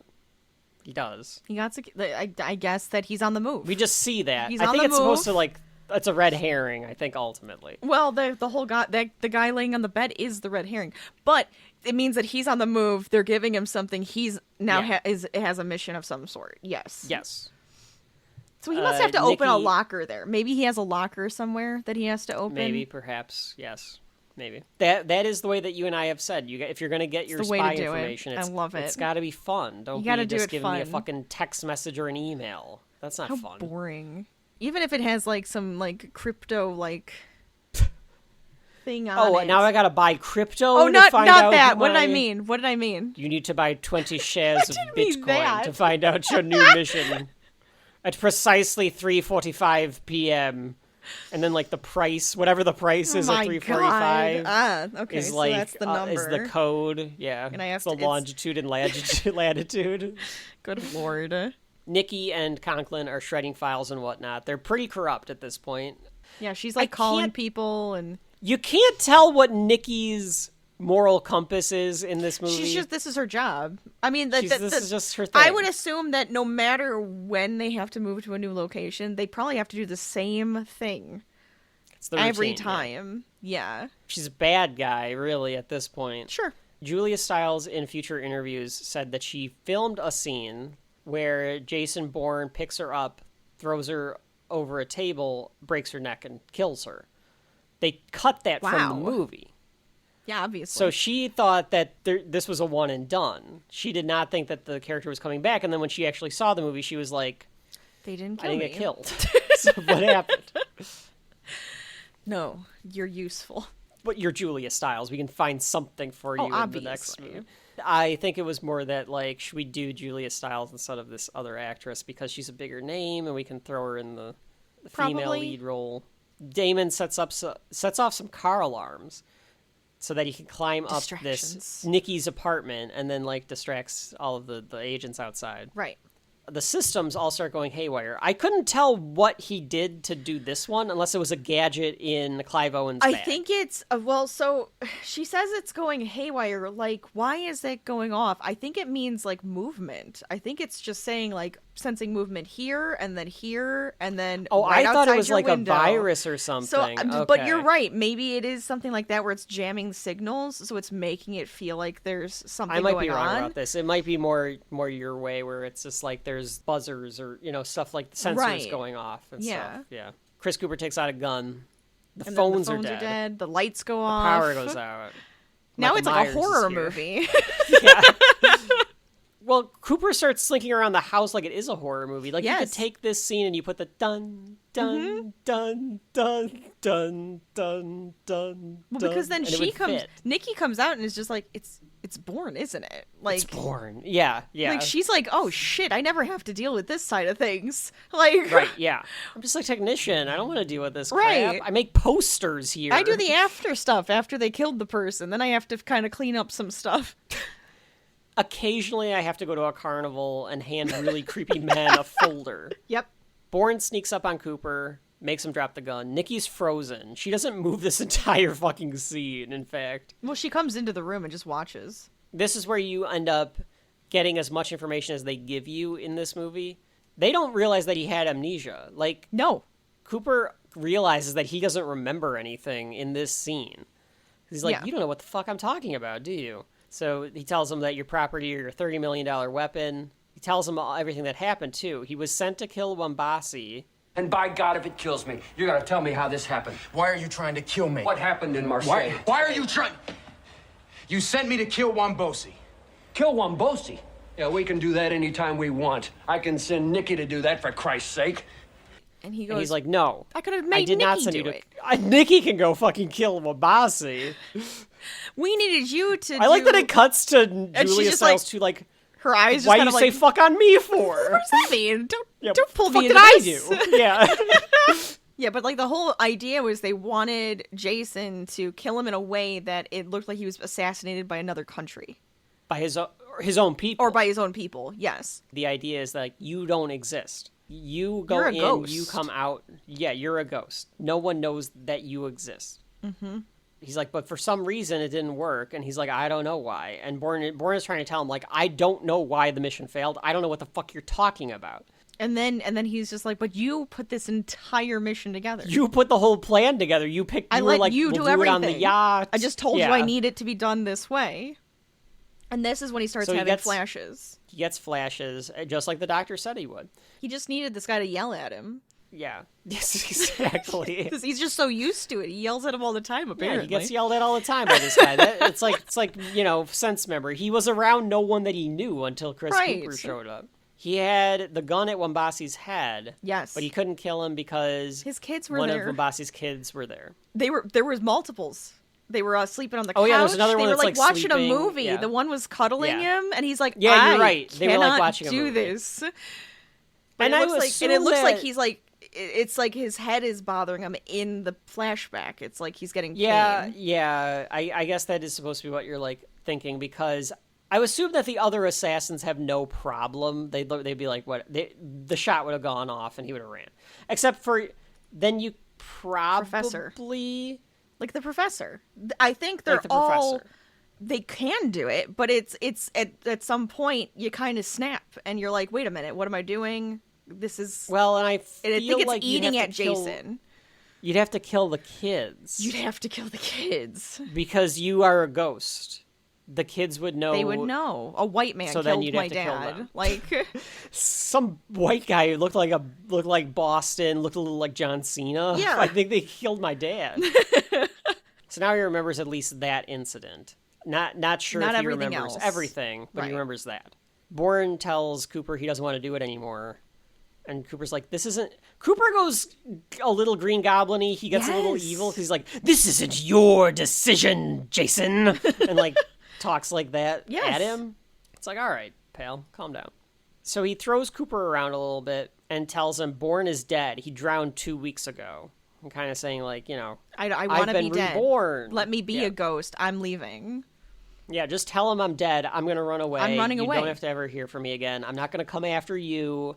Don't Unless come after me. You come after me. Right. He sees a blinking light and knows someone is there. So then he just hits Cooper with the gun. What do you call that? Gun? Pistol whip? Pistol whips him. Yeah, he pistol whips him. Thank you. You're welcome. He just looks at Nick. You're welcome. He just looks at Nikki. I don't know why. Because he's looking at her like, I'm not going to fight you.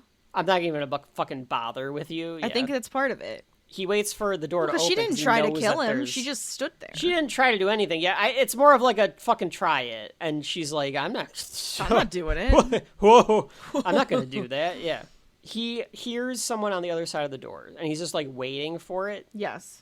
The guy comes in for the final fight. But he's like behind the door, so he smashes it against him.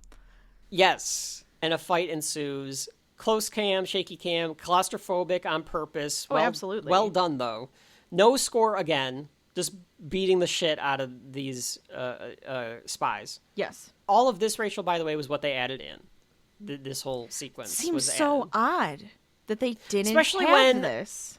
One of these moments, I would say, is like your iconic action moment of the movie. Yes. Where he rides the body down. At one point, a guy's coming up the steps, and he's pushing this guy's body off of, like, through the banister, jumps on him, surfs him. This guy, by the way, this guy's going, like, ham with a machine gun, like, recklessly. Like, Cooper and Nikki are up there, and he's like, fuck it, I gotta kill and Jason his other Bourne. guys. Yeah.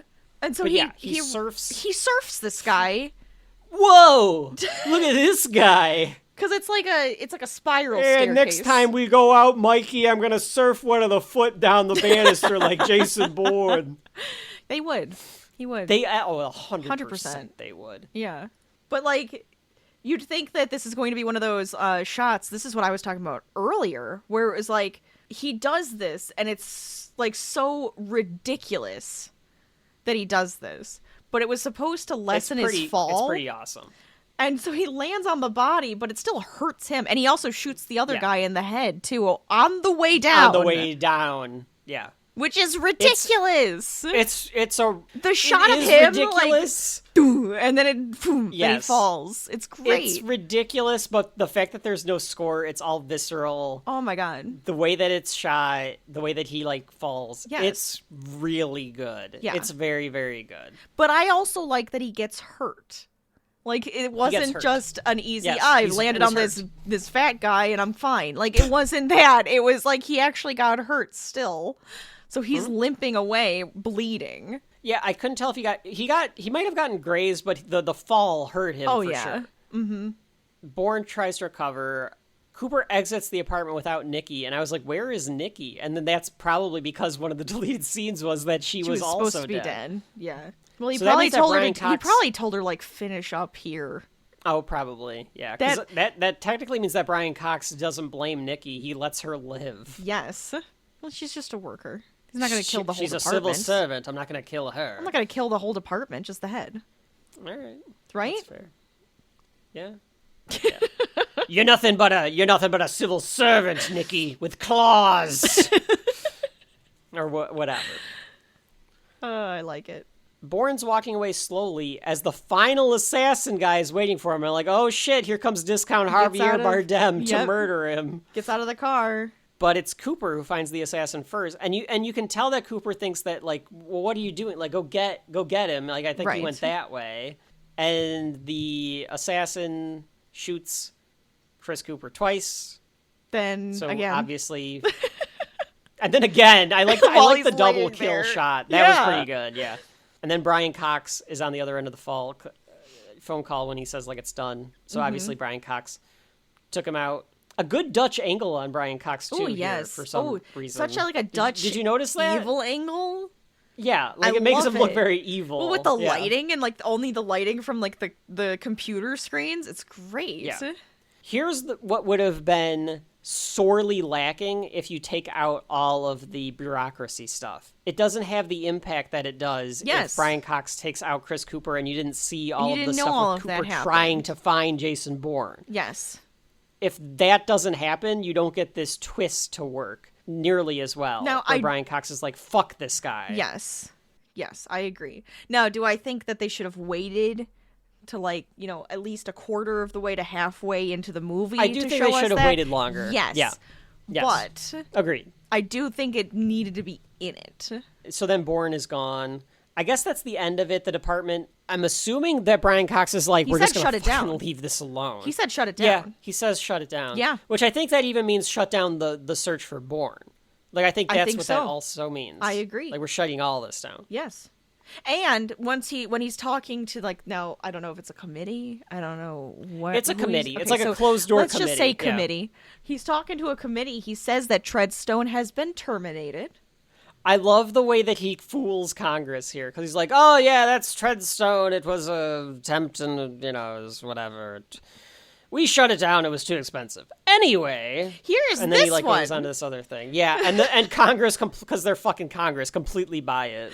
Yeah, because then he's just like, all right, but this is Blackbriar, so let me tell you about Blackbriar. It's like, yeah, it's the same damn thing. Like... Now, Mr. Abbott, you are in possession of a Treadstone. Is that correct? What is this Treadstone, sir? Well, I could tell you about Treadstone, or I could tell you about my time as a billionaire CEO. Wouldn't you like to hear that? Wouldn't you like to hear that story? I brought in sausage biscuits for everyone. Come on, bring in the sausage biscuits for the senators here. What's it gonna be like when they bring in the mail to the judge for the yeah? Santa? I just imagine there's like 10 sausage biscuits for each member of this committee. They all have a bag. It's like they just I brought Happy Meals for all your kids. Now, anyways, I was saying. Blackbriar. That's the one we want to talk about. Yeah, and that's the end of it. Yes, he bribes Congress with McDonald's. I could actually imagine that most of Congress, as of the time of this recording, could be bribed with McDonald's. 100%.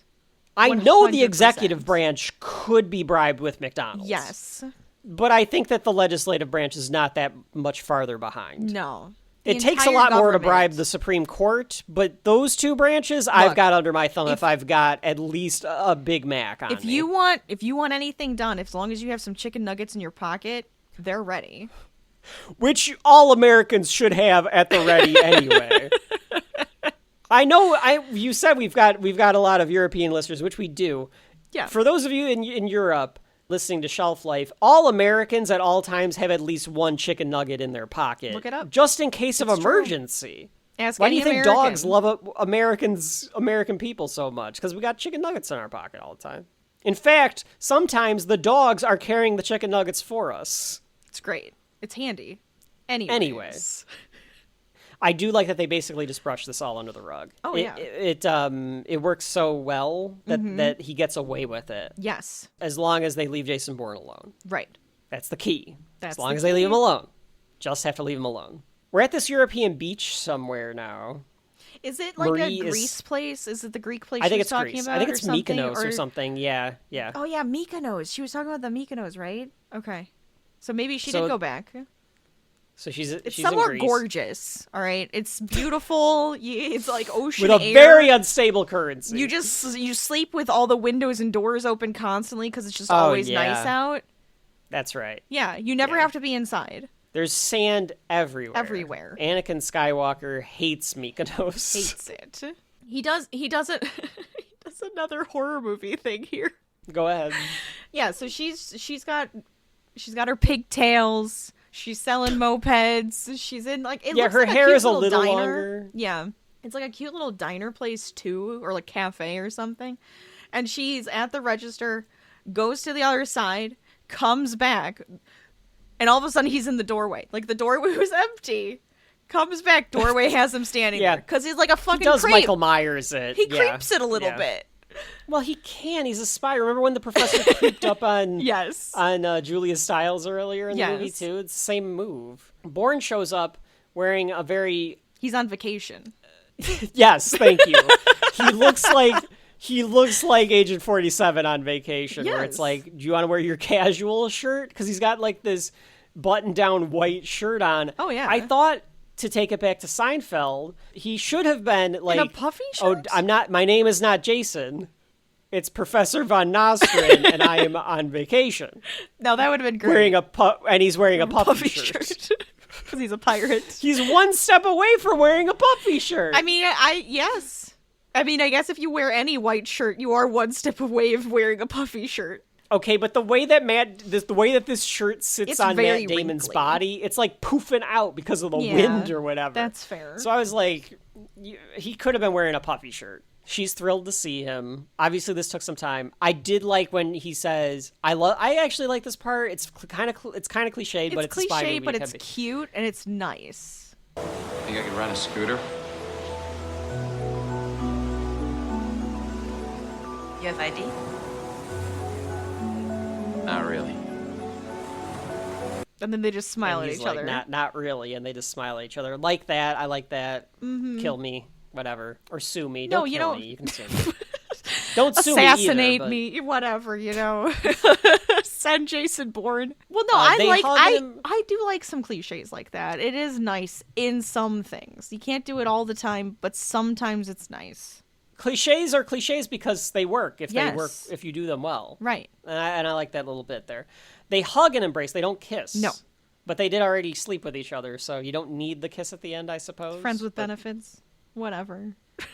Oh, no, they're a couple. They're a couple now, obviously. Well, sure. He's gonna hang out at this fucking. This is great. This is coffee shop place. moped. Yeah, this is all you need. This is perfect. This for is him. perfect. Go hang on the beach all the time. We don't know what kind of life he's had. He might have had a really privileged life before he. That's fair. We don't know. And then it zooms out. We get the.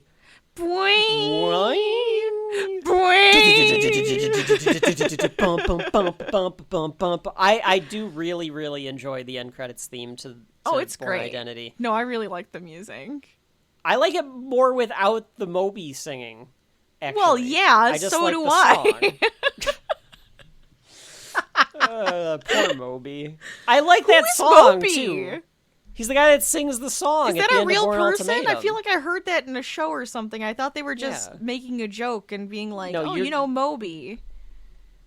Yeah, he's a Who's Moby? He's a real artist.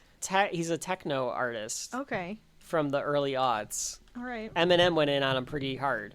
Yeah, he's real. I didn't know he was. I didn't know. I heard it in a show, and I thought they were just making like somebody up to like say like that guy looks like Moby, and I was just like, I don't know who Moby is, and like I think they even say like you guys probably don't know who Moby is, and then like I have to explain it, but it was just like, all right. Anyways, I'll cut that out because I was just confused by I like the fact that, I like that you didn't know who Moby was. That's even more insulting to Moby to me, and I enjoy that. Okay, well. But that is how the movie ends, with strange things back again, strange things I know, except for no Moby in it. So instrumental. It's just the score version. Yes. Very good. It's the instrumental version. I like it. Mm-hmm. And that is the end of the Bourne Identity. Rachel, our last mission here on the Summer of Spies. That's We have right. completed it. it is done. And that means that it is time. Now we can go on vacation. Now we can go on vacation, yes. The summer Great. of Spies is over. The summer of George has begun. The summer of George! Rachel, for the last time on the Summer of Spies, does the Bourne Identity have shelf life? So I came into this going, I have to have an open mind just in case it was like, okay, nostalgia. I liked it when I was younger, but maybe I won't, especially since we watched another movie that I kind of was like, it was disappointing. And now I'm like, I know it's the director. What if that happens? So I had to come into this going, maybe it's not as good as I thought it was. But I really enjoy it. I think I like the premise of he's a spy and he has amnesia and he's trying to figure out what's going on. I like the action in this. I like the actual like movement and everything. Yes, it is like the shaky cam, but it's not too much that it bugs me. And I was like, so it works for what it is. And it gives you that sense of anxiety that Jason Bourne has. So you kind of are at least in his mindset. I enjoy the characters and like all of their interactions with each other. That's kind of why I like both sides, like we were talking about through it, where we have the government side and we have those characters and how they're interacting and how they're dealing with the situation. And we have Jason and we have Marie. And how she's getting just dragged into this and how they have to kind of like do it together now. I like that. And especially since they're bringing in the humanity of having to be a assassin. That's kind of like the arch that's in this, is that there's like a humanity to it that they lose, especially because of the government forcing it on them. So I like all of those like little pieces to it, and I like that it's still an enigma at the end. It is kind of still, you have a lot of questions. There's still more to answer. We don't know if he remembers everything. He remembers one thing. Does he remember everything?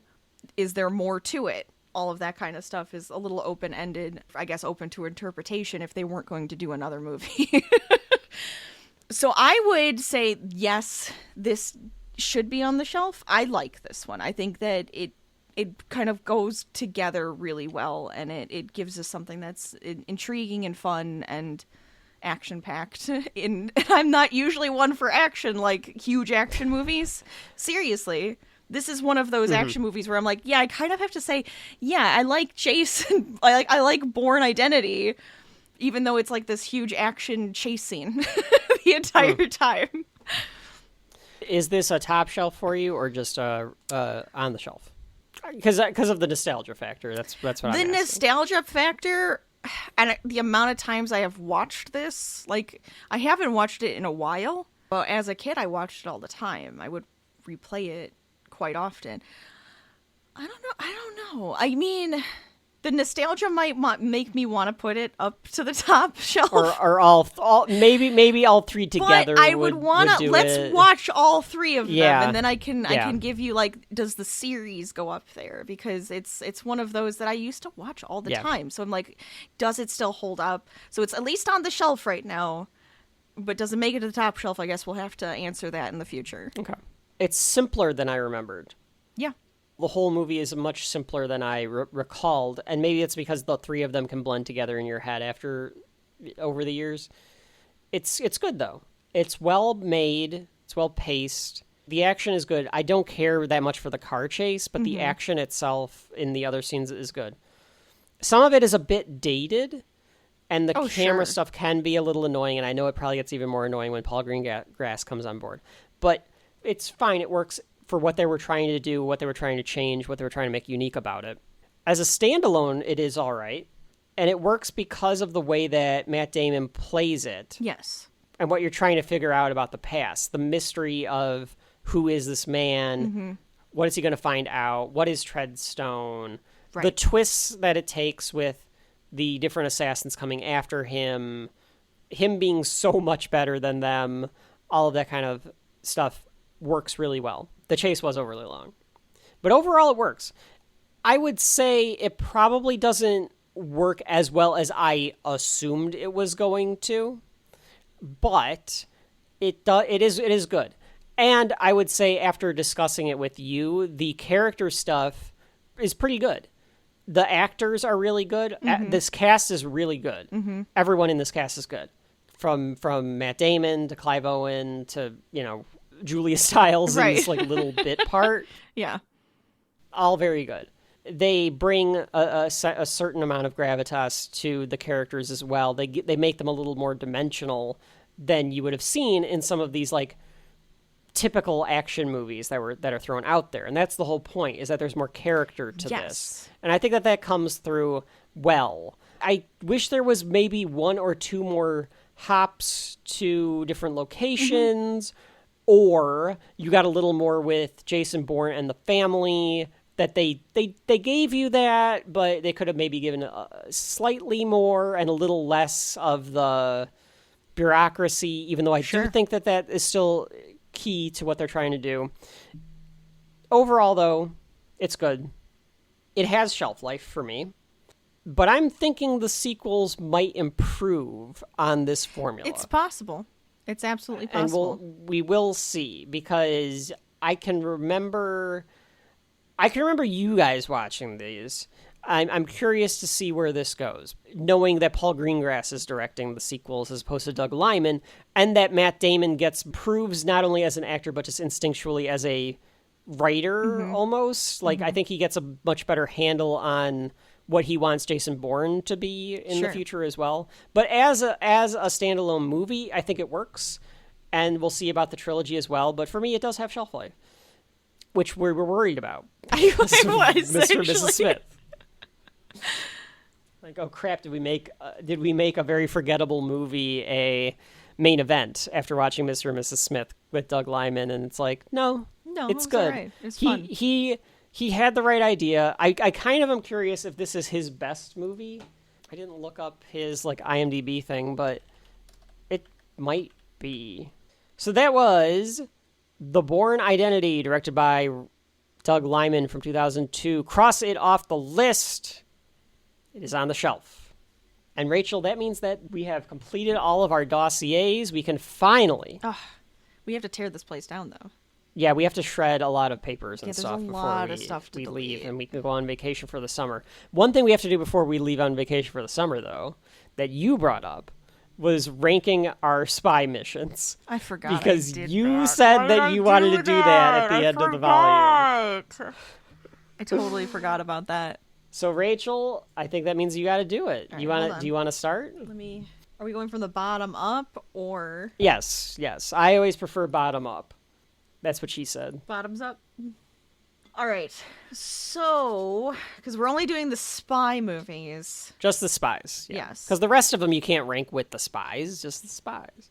So I think the obvious bottom, which I don't even want to give it anywhere on the rank, and I don't think it's on the rankings at all, is Master of Disguise. Sure. So that doesn't even exist on my rankings. I'm just throwing it out there so you guys realize I'm not missing it. Just no. Okay. I think I have to go next would be Totally Spies. Then Mr. and Mrs. Smith. I have Secret War and Mission Impossible are kind of like together. So like that's interchangeable, I think, for me. Okay. And then I would go North by Northwest, Bourne Identity. Oh wait, I forgot the other ones. I totally forgot the other ones, didn't I? Yep, okay. Yeah. That's fine. Oh, god damn it. Okay, so Master of Disguise. I think I want to go Totally Spies. I think it's there. It was cute when I was a kid. Now I'm kind of like, eh. Then Mr. and Mrs. Smith. Okay, then Mission Impossible. Okay. Secret War and Kim Possible. Okay. Probably. Same level. Spy X Family. And no. Shit. North by Northwest. Okay. And then I kind of want to go Spy X Family and Bourne Identity. Oh, those are even for you. I feel like yes. Yeah, that's kind of an even for me because I love that show. I love the manga even. So Okay. Well, Rachel is our spy expert. So I don't know. I could be totally wrong. Yeah, it's official. No, it's unofficial. That's... Whatever I said, it doesn't matter. I could re-rank them, and then they might be all in a completely different thing, except for Master of Disguise. always Yes. at the bottom of the list. Yes, drowning in hell where it belongs. Exactly. I think I would go Master of Disguise. Fair. In a pit of hell, in Beautiful. the void of nothingness. Love it. And then Mr. and Mrs. Smith, Okay. Totally Spies. Okay. So we're kind of so far. Mission Impossible, Secret War, Spy X Family, Kim Possible, Bourne Identity, and then at the top is North by Northwest. That's fair. I'll accept it. I accept this list. Okay, good. No, because I really liked North by as Northwest. the spy expert. I did. I was shocked. I really liked that one. Not because, I mean, everybody says it's one of the best movies of all time, and you hear that and you're like, yeah, I got it. Yeah, like, okay. But then but it's like, okay, it's so old. I'm sure it's a little dated. I'm sure it's a little whatever. It's really fucking good. It was the best. I mean, your list was slightly different, and that's fine, because you had Bourne Identity and Spy X Family. I can't really disagree with that. This is the best movie we watched. Objectively, the best movie that we watched great. of Volume 5. I think Terminator of all of the Volume 6 stuff would probably be the most rewatchable for me. Okay. It's higher on the shelf than North by Northwest for me, but North by Northwest was the best movie that we watched of everything in this volume. Rachel, we learned a lot during this volume. We learned about gadgets, espionage. Oh my gosh. How to hide on the run. Yes. How to swallow a thumb drive if you need to. That's difficult. How to change up your look on the run. Right. I think every single subject had that at some point or another, including Community. We got some class credits. That was good. How to ask a lot of guy stuff. on a date.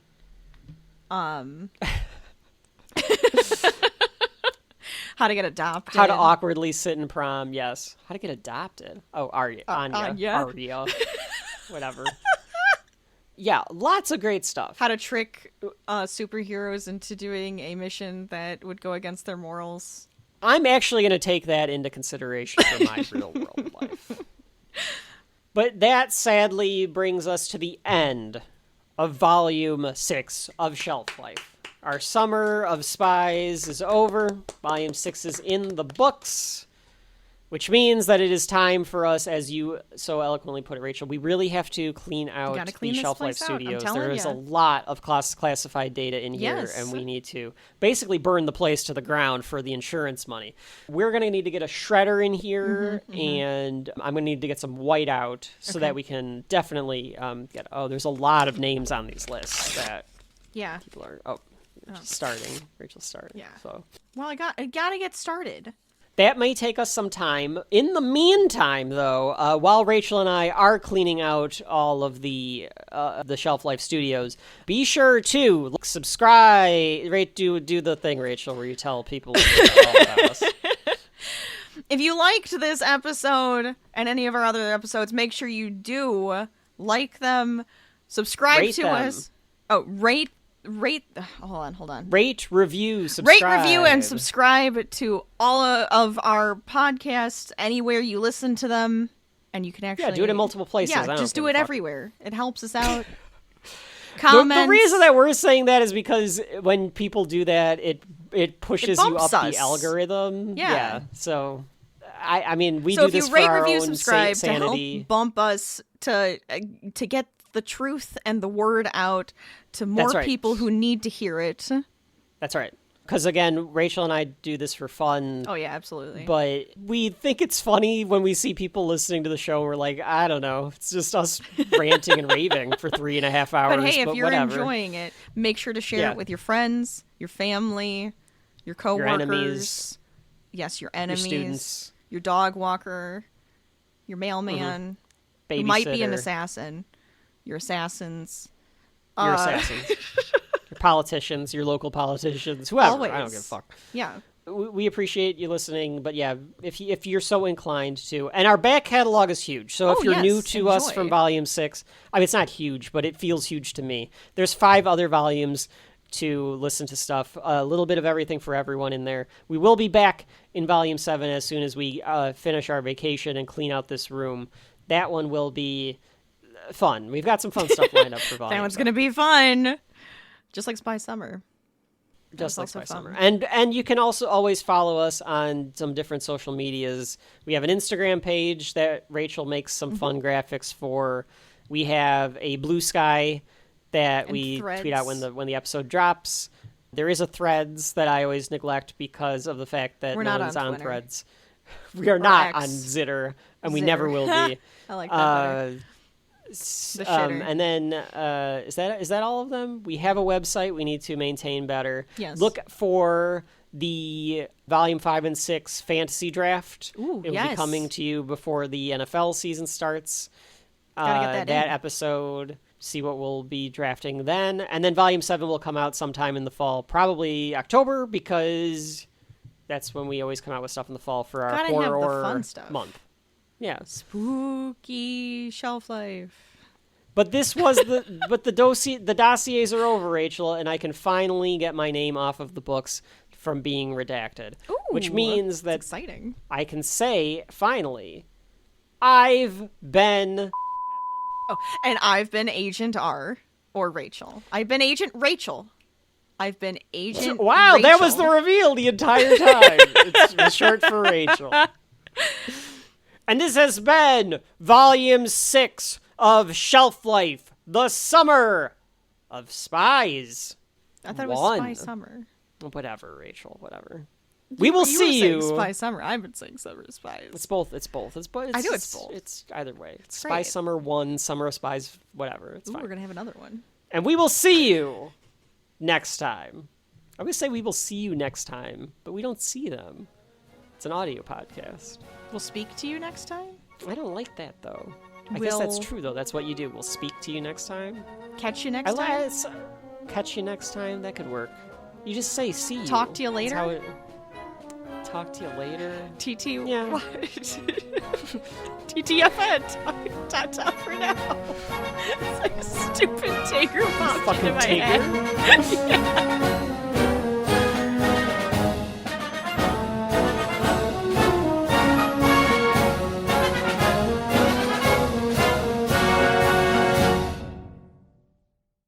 Do you mind if I use the bathroom? Sure. Okay.